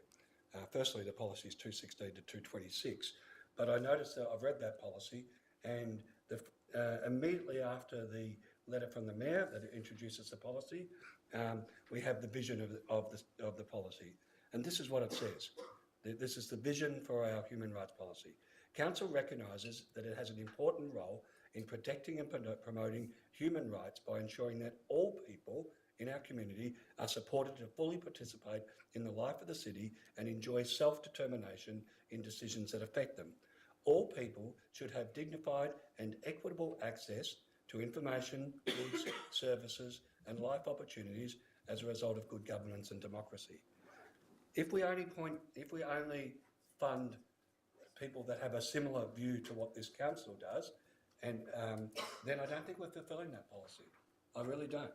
I think we're saying, no, you're entitled to this free use of the town hall, you're entitled to $1,000 quick response grant, only if you support one point of view, and other members in our society that have a different view, not one that I'm supportive of, but I am fully supportive of their right to have a different view. And so therefore, I believe that this is not supportive of our human rights policy. I think it makes it quite clear. That's only some aspects of it. Obviously, point one and a couple of other points I'm satisfied with. But I do think that council should now allow people to have their point of view, and we've got ours, we've got out there, but I don't think we should be funding one group ahead of another group simply because it accords with the majority view around the table. I don't think that's right. Thank you, Councillor Kavanagh. Councillor Martin. Thank you, and thank you to Councillor Abboud for putting this notice of motion together. I fully support this notice of motion. This is fantastic. We, as a council, have said that we support marriage equality, and we have raised the rainbow flag from my last notice of motion whenever we put it up months ago. And you know what the best part about this is that we could get this done before we have to take the flag down for a day to put up the West Papuan flag. So I really do urge everyone. We've made a decision here on council to support marriage equality and to support the people in our community. We haven't made a choice to support hate-filled, bigoted speech. That's not where we stand in the community, and that's why we're so strongly supportive of this Yes campaign. And I'm with this Yes campaign all the way, and I really do encourage our federal politicians to, as soon as they get that result, and you know, I really do hope that it is a yes, that they legislate straight away, so then it solves our flag problem. Thanks. Thank you, Councillor Riley. Sorry, Councillor Riley. Thank you. Look, I support this. I'm a queer man on council, and I won't probably be taking up the option if this law gets changed to get married. It's not something I've ever sort of dreamt of and hoped for, but I'm very hopeful and that we can actually provide that option to those who wish to, because we want to create I want to create an inclusive community. In terms of the history and your concerns, Councillor Kavanagh, I think, having grown up in a heteronormative society, I can tell you that doesn't cut it with me. I had to deal with this all my life. I've had to struggle up until my late 20s and early 30s when I had to come out to my own mother about it, and it changed my relationship with my mother. I grew up in a Catholic church. I've given the church away because of its attitude and all of the other oppressive things the church does, not to mention all the abuse that it's delivered to our kids. So I have great problems with those institutions.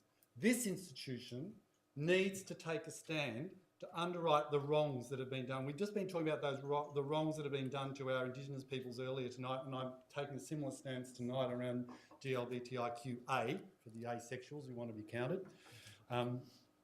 So, you know, I did a lot of work as a school teacher. It was very sensitive for me in the 80s having to be a gay man in a school. But I actually landed in a school that was very open to GLBTI people back in the 80s. It was Fitzroy North Primary School. And I actually had a lesbian or a bisexual principal who was an absolute inspiration to me, and she's been a leader inspiration to me all of my life. I went into the AIDS campaign after, you know, having grown up, like, I don't know what you folks have had to deal with, but having to grow up with HIV, underlining your GLBTIQ status, hasn't been a healthy thing either. So I can imagine what people are dealing with when some of these debates are coming out, and I'm hearing the arguments. They're not about marriage, a lot of the arguments. They're about all of the other issues which, you know, they're fine. They can have those opinions, but they're really stretching the argument. So there was I remember the very famous campaign around the two boys kissing around HIV. Why would you be promoting two men having a kiss? Well, the reason being because a lot of those people were being discriminated because of their health status or their potential health status, but they're also being discriminated on the grounds of their sexuality. And that was a very important campaign that Victoria led in those days. And Australia and Victoria and politicians of those times, and I wish we could have politicians like that now, they took leadership on HIV. They did international leadership. We are still one of the leading countries on HIV/AIDS and bloodborne viruses. We set the standard. What's happened to us as a country since then? We changed the definition of marriage, 15, 20 years ago under Mr. Howard. And we're being forced to go through this debate. I'm into democracy. And I don't mind a good debate. But I really don't enjoy the fact that young people are having to put up with some of the arguments on the other side and all of the stresses that Councillor Bolton's referred to. Look, I just want to sum up. In 2001, 2002, I taught one of the kids in year one when I stood up as a relief teacher, and I filled in for one of my colleagues who was having cancer issues. And I was in that room for over a year. And one of my pupils had written to the Prime Minister, she was in year one, asking for recognition for her mums. I went back to that same group of cohort of kids a couple of weeks ago. They invited me, all of the 5, 6 kids, and the teachers asked me to come and talk about my role as a counsellor. Well, I'm not one to be shy. Do you do politics in schools? 20 years ago, you would never have done that because you don't do politics in schools. Well, thankfully, we've come into a bit of an age of enlightenment, and I was in there. And it just so happens at the end, one of the last screens I showed were the flags that we're flying. Sorry, and that girl came up to me afterwards, the biggest smile on her face, because I was able to say, we can't do anything about gay marriage. We can't change that. We're a local government. She was so delighted to see that her city had been flying the flag for her mothers. So for that reason, I think this needs all the support it can get. Thanks.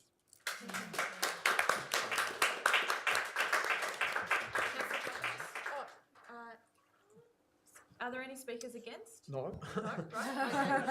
Councillor O'Brien. Sorry, Councillor Tapanos.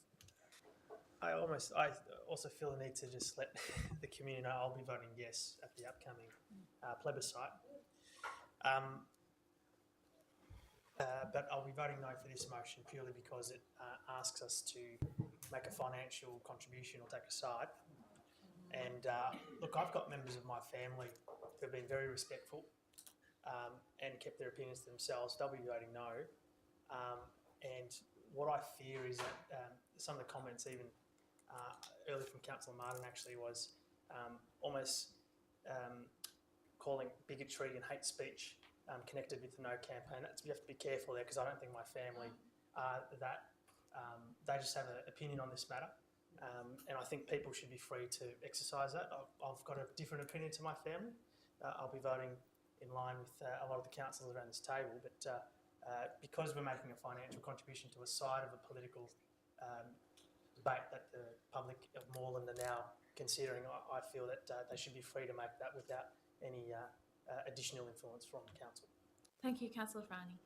Councillor Tapanos. I'll be brief. I don't believe in actually doing things by half, and I don't think Moreland City Council does either. It's committed to marriage equality, and it's committed to seeing that change in the federal parliament where it should be. But unfortunately, we don't have that. We don't have the courage and the conviction of our politicians to have this vote in parliament. We have a wasteful, hurtful postal survey instead. But having that, and that alone, is reason enough for us to get behind it and be in line with our consistent policy in support of marriage equality for a number of years. So I don't think we should stay away from the postal survey. I don't think we should stay away from the debate. And I certainly think that we should support the LGBTIQ community in this postal survey and in future battles for marriage equality, and I'm sure this council will. So considering it is a council position, I think we should fully support it and support it with resources, supporting community organisations who want to campaign, supporting the use of our council facilities. But more importantly, I think, and what this motion does, is show a strong sign to everyone by having those banners up on our council. And I think that is a very powerful message. So I'm fully supportive of this motion, and I don't think we need to be fair and equal to the other side of the debate. We have a view, we've had it for a number of years. We should support that view in this postal survey and continue to support it afterwards as well. Thank you, Councillor Tapanos.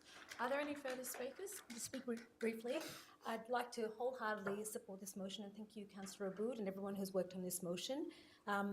We've heard of the need for us to take a very strong stance, and this supports all the advocacy we've done up until this point and ramps it up to another level. And I hope we'll keep ramping it up until we get the job done and we get that yes vote and we get the laws changed in this country. In terms of some of the arguments about feeling like the motion is unfair, actually the motion doesn't say anything about denying anyone the right to be able to utilise council resources for a meeting room or quick response grants. What it does say is that we're going to put our efforts into accelerating and make it easier for the Yes campaign to be able to conduct their campaign activities, because that's the side that we are on. It doesn't stop anyone, it doesn't discriminate against anyone from being able to access everything else that council makes accessible to the community, and we've been really careful in ensuring that that motion is fair. But I think we do have to take a side, and that's why we're being so strong in this motion and being really explicit about the effort that we will go to above what we're required to by the local laws to actually state and commit our strong support for this campaign. We have to take a side because, once again, this is a matter of history. I think about debates gone by in other countries, in other eras, where perhaps it would have been illegal for me to marry my husband now. There would have been laws that prevented that at some point in time. I'm so lucky I live in this time where I am allowed the freedom of marriage. How dare we deny that of anybody else who loves another person? I hoped at that time somebody got up and said, you know what, let's push this as far as we can. Let's make sure that everyone knows that we're on the side of yes, that we're on the side of fairness and equality, and that we're on the side of love. I'm sure those people in history did that, and we are doing that around the table here. We're not discriminating against anyone, but we're saying we are behind you, we're behind this. This is not a political campaign. We're not taking a side on a political issue. We're taking a side on a human rights issue. That's what this motion does.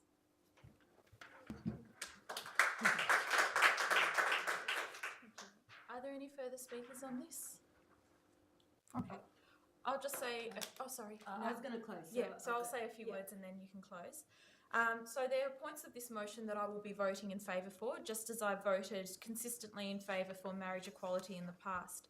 My concerns are in relation to the financial support and the free use of our facilities when we are proactively trying to stifle a debate. And that's by no means saying that I would encourage a hate-filled debate. In fact, I would be one of the first people to stand up and quash that immediately. And I would condemn it, and I wouldn't allow that to occur. But to proactively try to stifle another group from having an opinion that is contrary to our own is something that I can't stand by. And just because they have a different opinion doesn't mean they can't be afforded the same access because of their opinion. And so for those reasons, the points that give a quick release grant or that support the use of our facilities, I will be voting no against. Councillor Aboud. Okay, so I don't want anyone to lose the irony on the fact that I'm the person that has presented this nom to the table.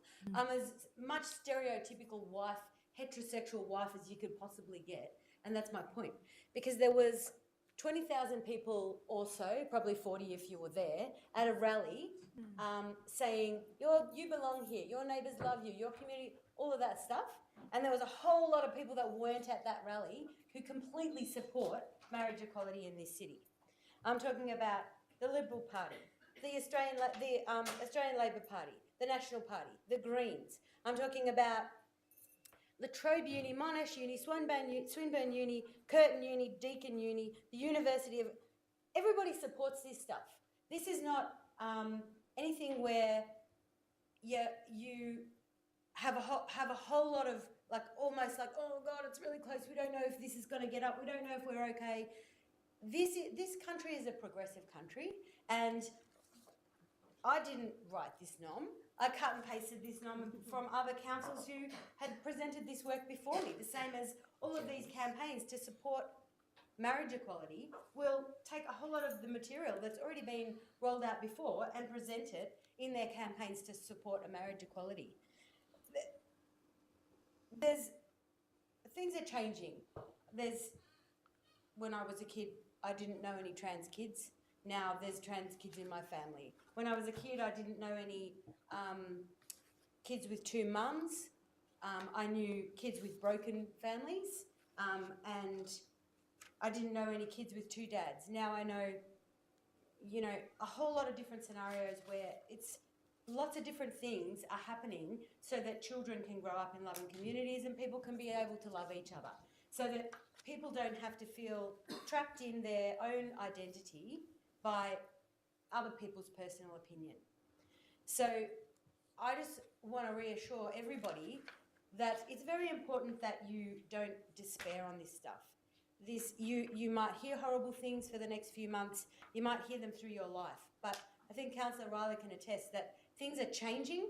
This is a scenario where one of my closest friends had her first experience with a really brutal opinion foisted from somewhere that doesn't understand where she is or where she's coming from or even where she's going.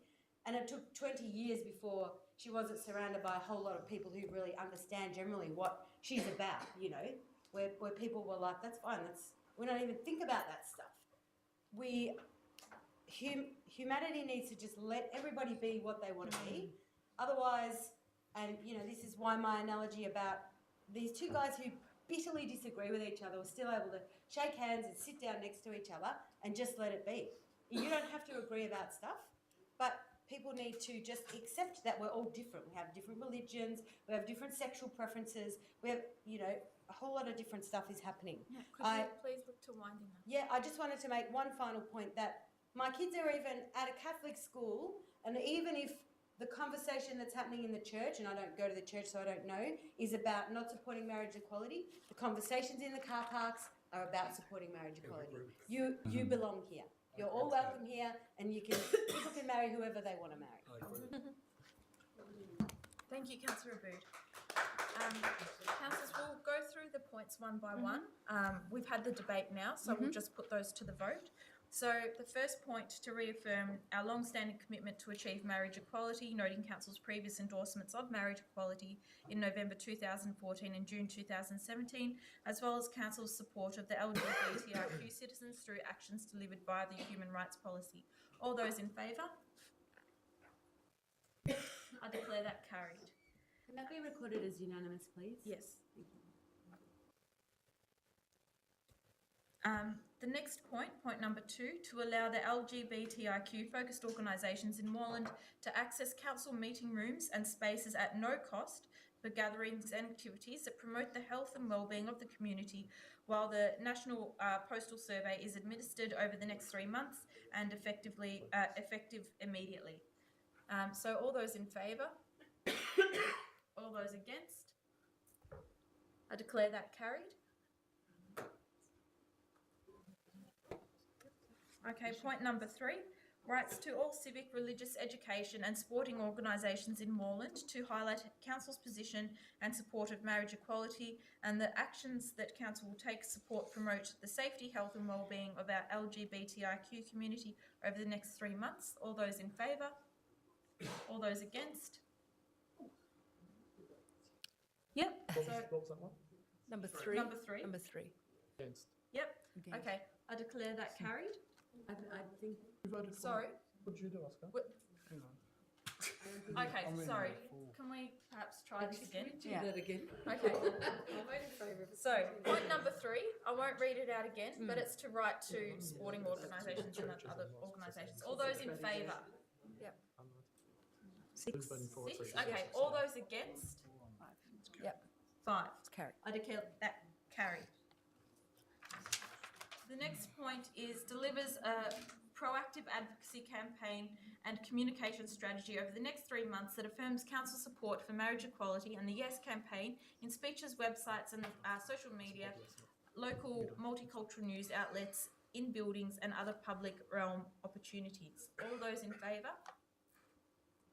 All those against? I declare that carried.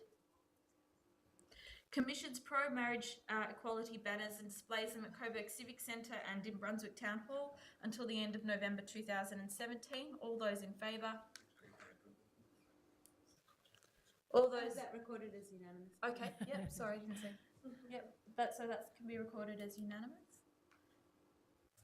Explores additional ways in which council can support the Yes campaign should the marriage equality survey proceed. Yep. Can this be amended? Hang on, sorry, have I read the right one? Sorry, I've Number read the... number 6. Yeah, sorry, I was reading from my council agenda. Yeah. So one of the boys. Yeah, so partnership with other councils. Yep. So all those in favour? Oh, hang on. So explores additional ways in which council can support the Yes campaign, included but not limited to partnerships with other councils. All those in favour? All those against? I declare that carried. Utilises council's $1,000 quick response grant to support pro-marriage equality individuals groups conducting activities to support the Yes campaign. All those in favour? All those against? I declare that carried. Explores options to facilitate participation in the survey by people who are homeless or who do not have a fixed address. All those in favour? I declare that carried. Ensures that council will issue permits for stalls within 48 hours of any activities connected to campaigns connected to the marriage equality postal survey that require a permit under the local laws. Can I just ask a question on that? Is that both sides or Any only campaigns? Any campaign, yeah. Yep. All those in favour? Yep, that was carried unanimously. Thank you. Okay, thank you. Now, councillors will need an extension of time because we are at 11 o'clock. It is getting quite late, so a motion by Councillor Kavanagh, seconded by Councillor Martin. All those in favour? I declare that carried. So there's only a little bit to get through. Was a victory.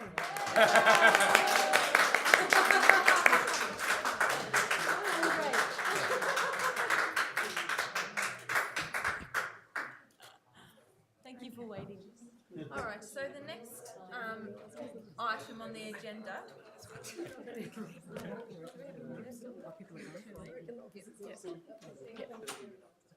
Okay, the next item on the agenda is the testing of the toxic site in McBride Street in Faulkner. And Councillor Bolton? So the bottom point on this falls off because it's been completed. So that I might just, so given the history of the contamination on the old New Farm factory site of 100 and 102 McBride Street, Faulkner, and the likely contamination of the surrounding sites, does not consider that planning applications for 100 and 102 McBride Street, Faulkner, and the surrounding sites until the following actions have been complied with to the satisfaction of a suitably qualified environmental contamination expert. Point 1, effective testing of the site. The scoping of this testing should be determined by consultation between the EPA and a suitably qualified environmental contamination expert. The testing should be consistent with current standards, not 1995 standards. Therefore, it should not use composite sampling. It should include the whole site and adjoining nature strip, assessing, identifying appropriate locations for monitoring of atmosphere and groundwater, and developing a comprehensive monitoring plan, and assessing identifying appropriate locations for monitoring of atmosphere and groundwater, and developing a comprehensive monitoring plan.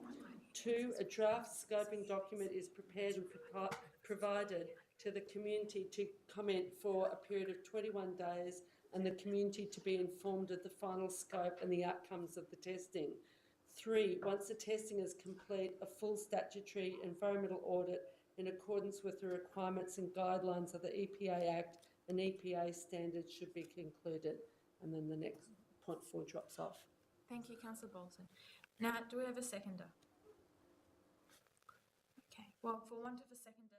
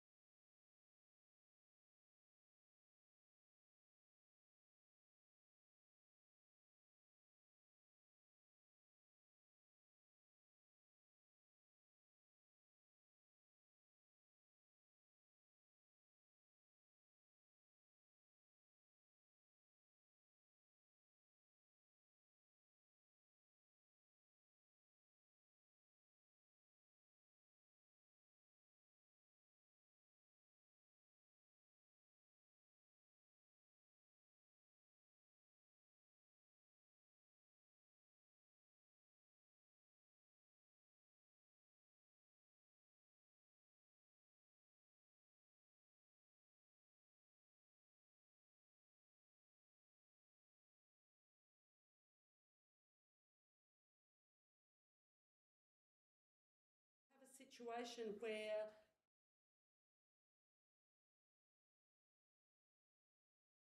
in the National Construction Code does not comply with the key Australian standard that was introduced after the fire in the lacrosse building. And locally in Victoria, but also a number of other states around Australia, the whole system of building surveying has been privatised. So you have the situation of developers who shop around for a friendly building surveyor. When Kennett privatised the system in 1993 with the Building Act, they reduced the number of inspections from 5 to 3. So they have one inspection, then they have the second inspection when the frame's up, then the final inspection is just to make sure the paperwork's signed, not to check that it's been carried out and implemented. So, I mean, this is really quite a scandal. So there's no supervision of how the cladding is put on. There's no supervision of the installation of the sprinkler system. So in Victoria right now, we have a lot of unlicensed workers installing dodgy sprinklers. So people think they're safe because there's sprinklers. I'm finishing on this point, but the sprinklers are not actually safe. So the whole thing is a total scandal, and really Moreland ought to be taking a stronger stand. Thank you. Councillor Booth. Oh, look, I wouldn't say too much more, except I suspect that we'll be uncovering a bit of a disaster with what the state will find out. And I commend this motion. I have no hesitation supporting it. You know, the other day I was out picking my kids up from school, and the whole building is made of this stuff, this polystyrene, and spray paint concrete over the top. So I'm kind of a little bit terrified about waiting to find out how much it's going to cost and how we work out who pays for it and fixes it. Thank you, Councillor Booth. Are there any further speakers on this item? No? In that case, I'll put that to the vote. All those in favour? All those against? I declare that carried. Mayor, can I lift the motion DSD 3317 public housing renewal off the table? Yep. So, councillors, we're returning to the public housing renewal motion. If I have leave of council, just to make a really brief statement, just in thinking of revising it, it looked like there wasn't a seconder for Councillor Bolton's motion. I think there are a number of us who would like to ask some questions and would have to be able to do that without seconding it, we'd have to foreshadow the office's recommendations, get that put on the table if there's not a seconder, and then start talking about Councillor Bolton's amendments. So that's another way of going forward, is to put Councillor Bolton's original motion back onto the table. If there's not a seconder, I foreshadow the officer recommendations, and then we take the amendments from there. But we could test it as a seconder, because I think there wasn't a seconder, which was the issue. Okay. All right, Councillor. Procedural to lift it off the table. I have moved the procedural. I would have voted on the procedural. Sorry. All those. DSD 3317, page 286, the Public Housing Renewal Program. Okay. So all those in favour of the procedural motion to lift it off the table? I declare that carried. Now, is there a seconder for Councillor Bolton's amendment? Councillor Carly Hannon, thank you. Councillor Bolton, do you wish to speak to it? Okay, so it's up there.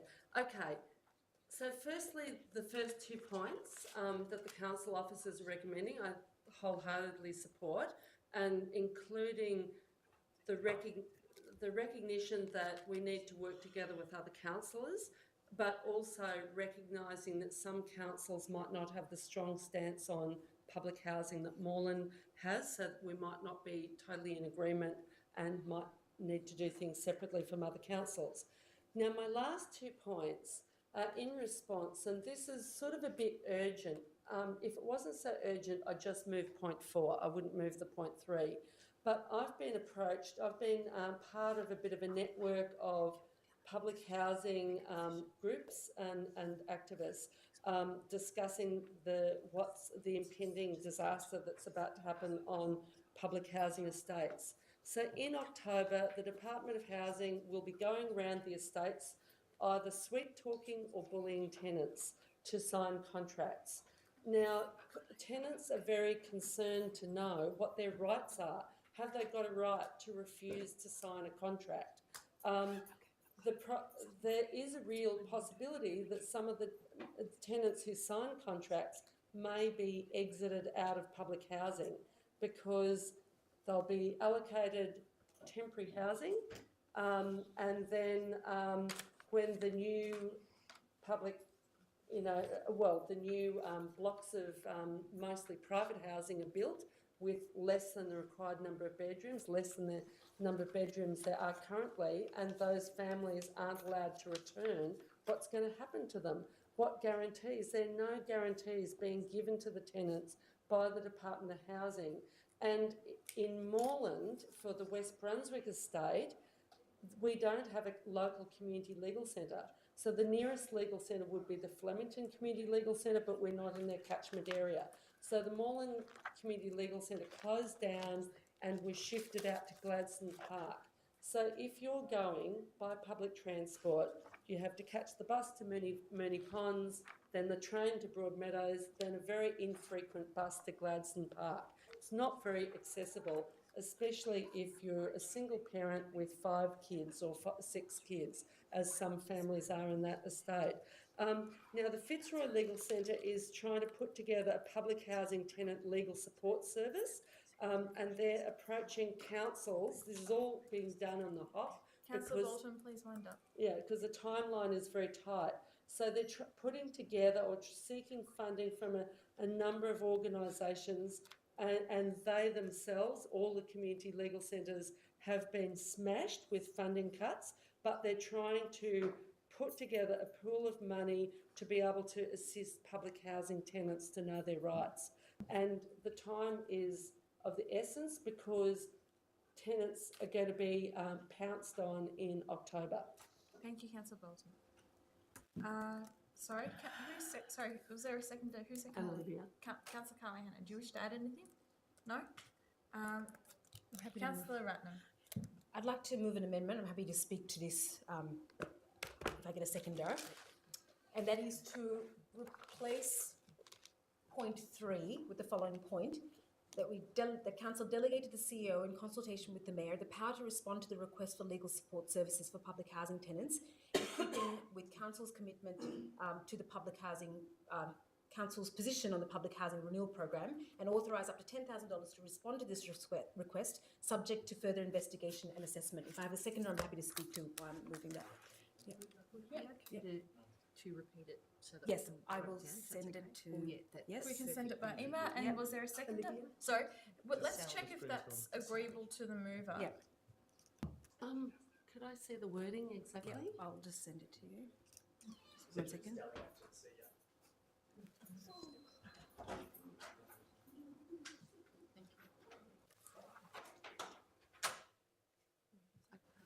Okay, I've just sent it to you. Just emailing now. Yeah.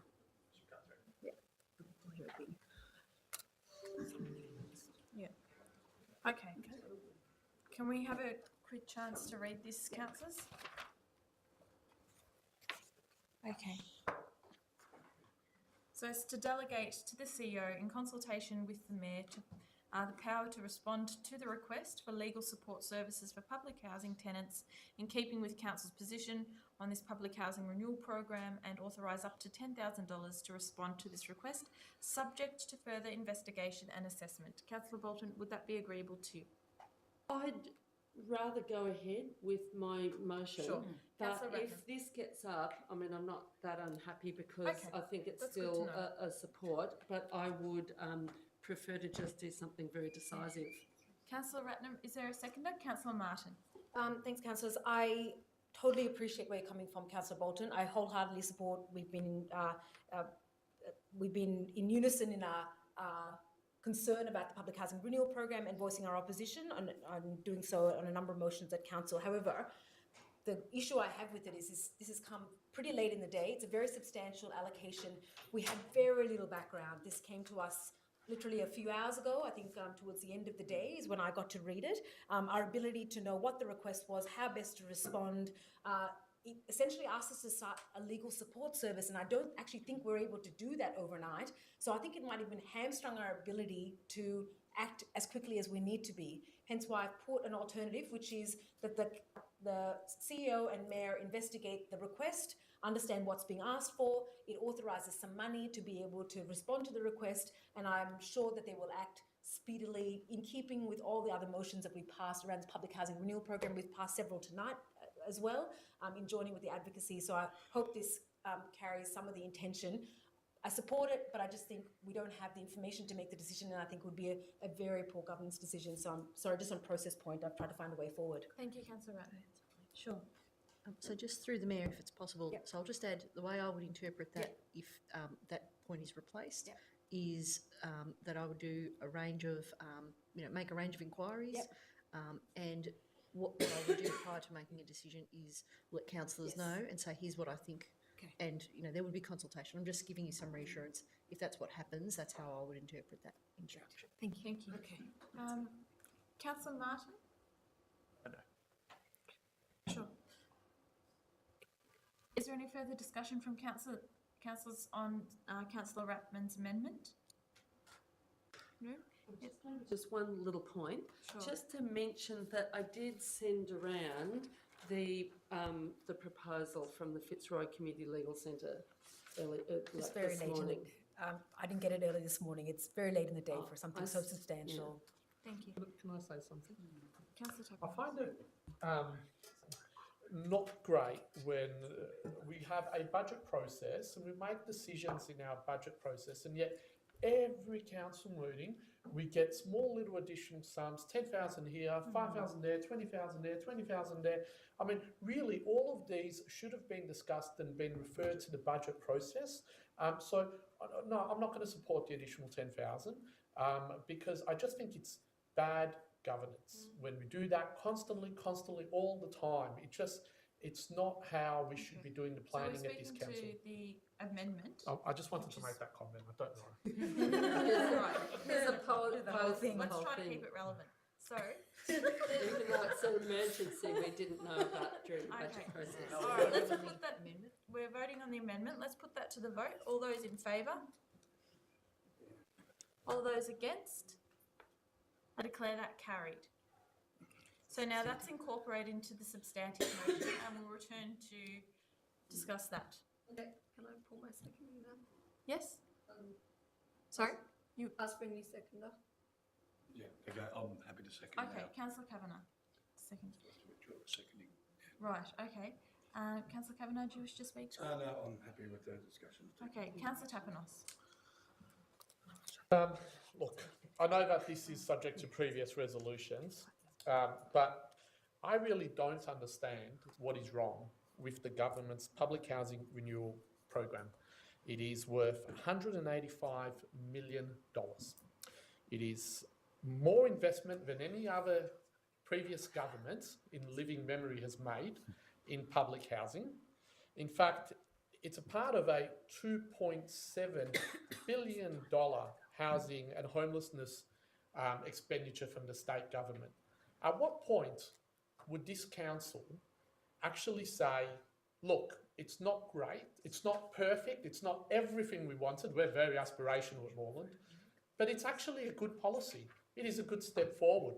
This government is actually doing something where previous governments have failed to act. At what point are we willing to actually say something good about the state government? I know that some people around here are going to be candidates. I know that there's politics. We saw it earlier today. We had another candidate in the gallery. I know that people are going to play the political games. But why don't we criticise what deserves criticism and actually praise sometimes when praise is due? And in this case, $2.7 billion into housing and homelessness. It's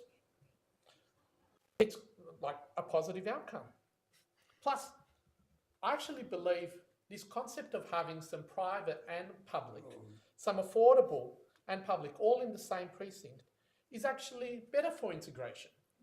I think you will find, if you speak to some of the experts, they would agree with me. What is wrong with increasing the supply of public housing? Why are we against that? What is wrong with increasing it if we have to contribute the value capture of actually building some private or affordable housing? I really don't see any negatives here. I see increased housing, I see increased public housing, I see increased affordable housing. And has anyone actually been to some of the renewal is necessary at Grand Place. It really is. What would you have them do nothing? Come on, let's give credit where credit's due. This is a great policy from the state government and we should be fully supporting it.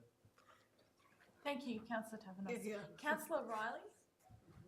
Yes, I have to stand and debate this item because I would have thought that kind of level of investment would be needed, possibly on an annual basis over the last 20 years, because we haven't had this investment. The reason why we've got the crisis we have is for the lack of investment by Liberal, National and ALP governments. So I think it is in the positive direction. I agree with you that Councillor Tapanos, that it's actually going in the right direction. It's just not enough, and it's at a great expense to the public purse by privatising vast majorities. I think it's something like two-thirds of it is going to be privatised. We've done this with our roads. We've done this with our water, water decel and all these other things. I don't want to be doing it with our public housing. So I agree with you, this is a step in the right direction. A 10% uplift in public housing, which is potentially going to become social housing, and all of the consequences of that, which is not all negative, but it's a big substantive change, are all things that we have concerns about. So it's more about the process and the way this is being rolled out and the urgency which is being done. As you know, the state government's got another 14 months to go to try and get this going. It's really pushing things along when it's actually quite a sensitive matter. And I would have loved to have seen this kind of investment 20, 25 years ago. Federal and state governments, we wouldn't be in this situation if it wasn't for what our federal and our state governments have done to us and to our people on the lowest incomes.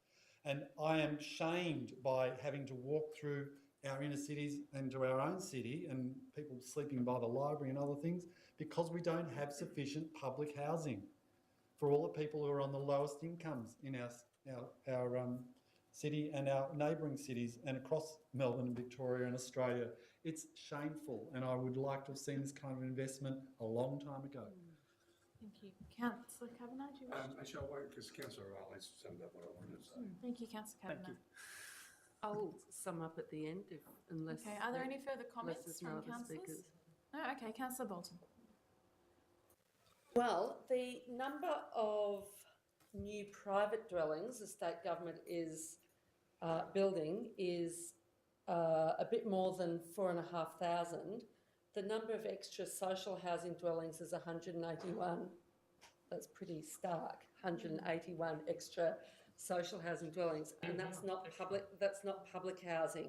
It's not public housing. So basically, what's going to happen with all of these three-storey walk-up estates is long-term permanent communities are going to be displaced. So people will become, some people have been refugees before, like some of the families from Somalia in Grand Place. They've been refugees before, they've lost their entire family, they've gained a new family at Grand Place, and they're about to lose that family again. They won't be allowed back because it currently has mostly 3-bedroom units, and it'll be converted to 1- and 2-bedroom units, and that's how they'll be excluded from returning. And this is what happened in Kensington and Carlton with the redevelopments there. So basically, this is a land grab by developers because these developments will also be excluded from the local government planning schemes. There's not going to be the same sort of rights to object and all of that. So my reading of adding up those two things of developers getting a special deal plus public housing communities being destroyed is that this is basically a land grab with a little bit of social housing increase, a way of sucking us in, basically. And also the social housing, a lot of the community housing organisations operate like private real estate agents. There aren't the same rights for tenants. And so tenants who do get to return, who fight for the right to return and do manage to return, will be returning to a different landlord. It won't be the state government. It will be community housing organisations that charge a lot more rent and where it's a lot easier to evict people. So I think this is really quite important, because I think this, we've already seen in this state a massive transfer of public housing to community housing associations, and eventually those can be sold. They won't necessarily be retained as public housing forever. So I'd certainly support this motion, and I think we need to do whatever we can to support the tenants so that they're not displaced again. There is an alternative. Councillor Bolton, can you look at my... Yeah, the alternative is to replace buildings block at a time rather than bulldozing an entire estate. Thank you, Councillor Bolton. I'll put that motion to the vote. All those in favour? All those against? I declare that carried. So a division has been called. So all those who put their hand up in favour?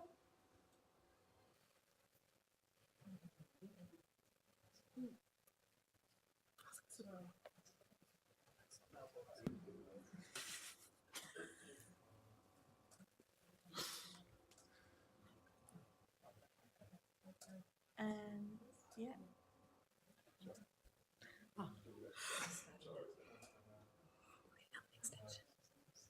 Do we need more extensions? Because it's great. One more, we can do it in one more. Money investment in public housing. It's not public housing. It's affordable. It's not affordable. All right. And against?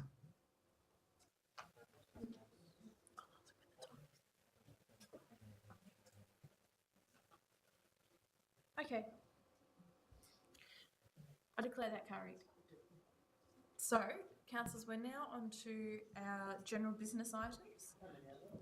Sorry? Two. Okay. Yep. So, we'll move on to that very quickly. And the first one... Never circulated. Sorry? There's one from me from previous from the previous council meeting, and that was because we wanted to investigate if there were any potential conflicts. That's in relation to Project Respect. So I'm sure Mine was council an email. Mine was in an email. The system wasn't circulating. So it was I sent an circulated. email. It was circulated. So, councillors, let's move on to general business. As I'm sure everybody remembers my general business item from last council meeting, there's no need for me to go over it. Thank you. Councillor Kavanagh to second. All those in favour? Sorry, Councillor Franny. What's this about? So, all right. Okay, councillors, let's go back a little bit because we need to... All I just need is a bit of just a wrap of what this is. Yeah, I need to do this procedurally as well. So that was laid on the table. So all those in favour of taking it off the table? Yeah. Okay, I declare that carried. Now, so just by way of background, hang on, let me get it up. Final page. Oh, here it is. So, Yeah, I support this. so it's on page 413, and just by way of background, it's in relation to Project Respect, and it is to write a formal letter to support Jenny McCarkos, Minister for Families and Children, requesting that she provide ongoing funding to this organisation, and this organisation helps women who have been trafficked, who are in quite desperate need of assistance. So, all those in favour? Great, I declare that carried. Have it recorded as unanimous. Yes. Okay, and councillors, quickly can I call for an extension of time? Moved by Councillor Samantha Ratnam, seconded by Councillor Riley. All those in favour? I declare that carried. And the final general business item? Yes, I'll read this out in case people haven't seen it. It's circulated by email. I believe there was an issue with Connect. It wasn't automatically sending to everyone. And that is that Council, it's regarding Amendment C161, which we voted on last meeting. Resolve 1, that the Mayor write to the Minister for Planning on behalf of Council in regards to the Minister's consideration of Amendment C172 under Section 20, Part 4 of the Planning and Environment Act 1987, which proposes to rezone the land affected by Moreland Amendment C161, the precinct, to A, express opposition to ministerial intervention on this local planning matter and deep concern that this decision will improperly result in removal of the power vested in Council to make decisions on matters of local significance as against the criteria set out in the Ministerial Powers of Intervention in the Planning and Heritage Matters General Practice Note. B, seek the Minister's refusal of the request to authorise, adopt and approve Amendment C172 to ensure that Council's role as a decision maker in local matters is upheld. C, highlight that Council is best placed and very keen to continue to work with the landowners, proponent of the precinct and the community to ensure an appropriate outcome for the site that addresses the reasons for abandoning Amendment C161 and will undertake this further work as a priority. D, requests a meeting with the Minister for Planning to discuss this important matter. F, asks the Minister why he's willing to consider this request for rezoning so promptly after a request from property developers. While a number of other planning scheme amendments that the Council has submitted on behalf of the community, i.e. C159, Revised Apartment Design Code, request for C160, have not been acted on for months, if not years. E notes that despite strong advocacy from the community for the Minister to place some controls on the poor quality development we're experiencing in Moreland, the Minister's office has not responded in a timely way when the community have made requests for planning decision and asked that he not give preferential treatment to the property development industry. Point 2, the Director of Planning and Economic Development write to the owners of the land included within the precinct to confirm Council's commitment to continue to work towards an acceptable planning and outcome as a priority. If I have a seconder, I'm happy to speak to it. Thank you, Councillor Ratnam. Is there a seconder? Councillor Martin? So this is in response to a request that we've heard from the Minister's office regarding a planning decision we made last meeting to abandon a rezoning. It's quite incredible, actually, that the Minister has acted on this within weeks. We have so many planning scheme amendments and requests that we make of the Minister. The community is advocating so strongly at the moment around C159. They need those controls for decisions that are going to VCAT. We don't hear anything. They're not making any decisions, but when the property industry goes and knocks on the door of the Minister, this door is suddenly opened very, very quickly. About to make these property owners millions of dollars at the cost of the community. We stopped that amendment because we were really scared that we were going to get an outcome that the community did not want. And here we have the Minister saying, can you quickly tell us what you think about this? Well, we're saying, do not intervene. This is a local planning matter. We can deal with it, and we need to do what's in the interest of the community. We do not need the Minister to intervene on this matter. Thank you, Councillor Ratnam. Councillor Martin, do you wish to add anything further? Just briefly, I mean, it absolutely baffles the mind that we try for so long to get all of these things in front of the Minister that are impacting our residents so much, and yet developers go knock on the door and they get in there within a week. It is an absolute outrage that residents and citizens are so far down the priority line, and it just absolutely baffles the mind. So I fully support this, and I really do hope that the Minister reads this and actually listens to what we're saying. Thank you, Councillor Martin. Is there any further discussion from councillors on this? No? Councillor Tappanas? Trying to draft a foreshadowed. Look, I hate to say I told you so, but you really...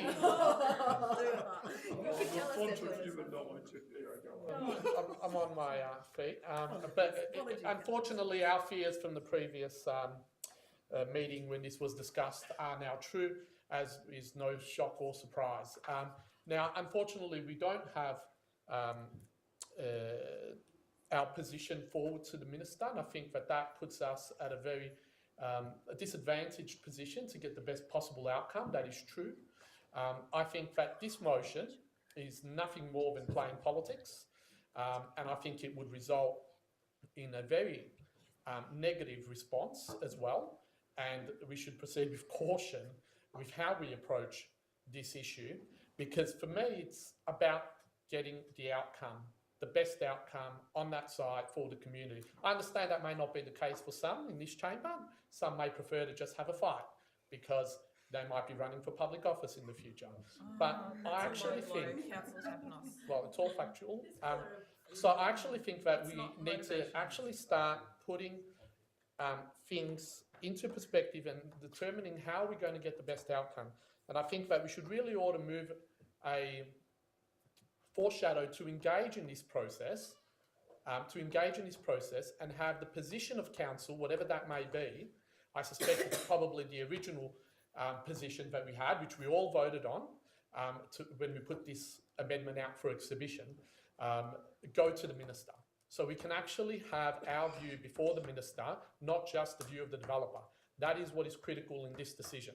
So saying, why don't do this, we're happy having speeches in the chamber saying bad minister, I mean, Minister, I mean, that's all good and fine for your politics, but what is actually going to get us the outcome? And that is putting a view forward and putting our position forward. And I suggest strongly that the council rejects this and gives a strong indication that we actually do that in the future. Thank you, Councillor Tapanos. Councillor Kavanagh. Okay, you might remember when this came up, I voted in favour of Amendment C161, but I'm supporting this motion because I've also consistently voted against ministerial intervention. Even when we've had things that we've said, oh, we'll write to the minister and ask him to do so-and-so, I voted against it every time. Because I don't believe that a minister should have the authority to upsurge community decisions. I just don't. I think it's wrong, and so therefore I'll be supporting this motion. Thank you, Councillor Kavanagh. Are there any further discussions from councillors? Councillor Bolton. I'll just be very brief. I mean, I very much echo Councillor Martin's comments. I mean, the fact that, you know, the minister has intervened in what you could say was a small scale local planning matter. You know, when the minister has refused to deal with really major issues in the city, I think, you know, I mean, Councillor Tapanos might be right that, you know, the minister won't take kindly to some sort of protest letter like this or protest statement from Moreland like this. But, I mean, I don't think you've put forward any alternative that's going to actually advance us. I think we do need to express our disappointment and I would say personally disgust that the minister has intervened like this in such a heavy-handed way, and that he's been so open to the developers. And I've, you know, with this zoning, I've felt really uncomfortable with the level of pressure from the developers from the very beginning. Now, I'm not in Southwood, I haven't had as much contact with the issue as other councillors, but I felt really uncomfortable right from the beginning of the last council's term when one of the particular developers kept offering, you know, oh, I'll give the council this if the council rezones and so forth. Like, it's very heavy pressure, and and it's interesting that now the minister has reacted so quickly to pressure from this particular group of developers. It makes me really uncomfortable. It makes me think what else is going on below the surface. So I do support this this motion. Thank you, Councillor Bolton. Are there any further comments from councillors on this? No? If we could close quickly. There was a question just to explain C161. So C161 is the rezoning on Albert Street. I believe it's 395 Albert Street. I'm trying to get the exact street address, which we debated at the last meeting, which was to rezone a number of properties in that precinct to a mixed-use zone of, we preferred 4 to 6 stories. The panel came back and said 8 stories discretionary, and we were really unhappy with that. Just in conclusion, thanks for all the debate and support from councillors. Just in responding to Councillor Tapanos's assertion that he's told us so and that there's no shock or surprise, well, I'm pretty aghast that you're not shocked that the Minister for Planning in this state will go against community wishes and intervene on a matter such as this when he ignores all the substantive work that we have put forward to him to improve the quality of development in this city. It's the #1 issue in this city, and I'm sure every other council will testify that it's the #1 issue that we're contacted on. And at the moment, it's because people are saying, how can we control this? People are supportive of medium density. We want to keep the pressure off our food bowls. They're happy to take some development and density in the city, but do it in a way that's sustainable, that's affordable, that's livable, that we create homes for people. We put the apartment design code. We put social housing provisions into activity centres. We put mandatory height control so we get some cap and some downward pressure on prices. Rejected, and we'd had enough. And we said, no, we're not proceeding with this. And if you're not shocked that the minister has intervened, I wonder if you're saying to us that you're ceding that, you know, is it the property development industry that run this town now? Is that what's happening? That they get more of a say than the community and council? Well, it's not on, and we've got to stand up really, really strongly, and we'll be talking about this very, very loudly with the community. Thank you, Councillor Ratnam. I'll now put that to the vote. All those in favour? All those against? Can I call a division, please? Sure. So, councillors who voted in favour, please raise your hand.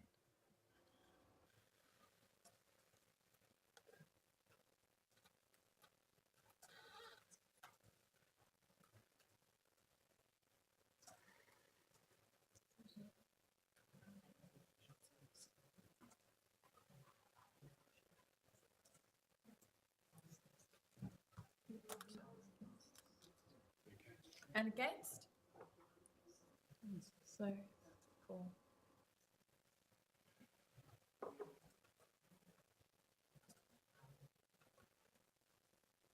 Thank you. Okay, I declare that carried. Now, councillors, we will be moving into confidential items on the agenda. So I'd like to thank the gallery for remaining, and also thank our audience at home, who I believe may have been listening for a while instead of viewing and listening. Could I have a motion to move into confidential? Moved by Councillor Riley, seconded by Councillor Martin. All those in favour? I declare that carried. Thank you.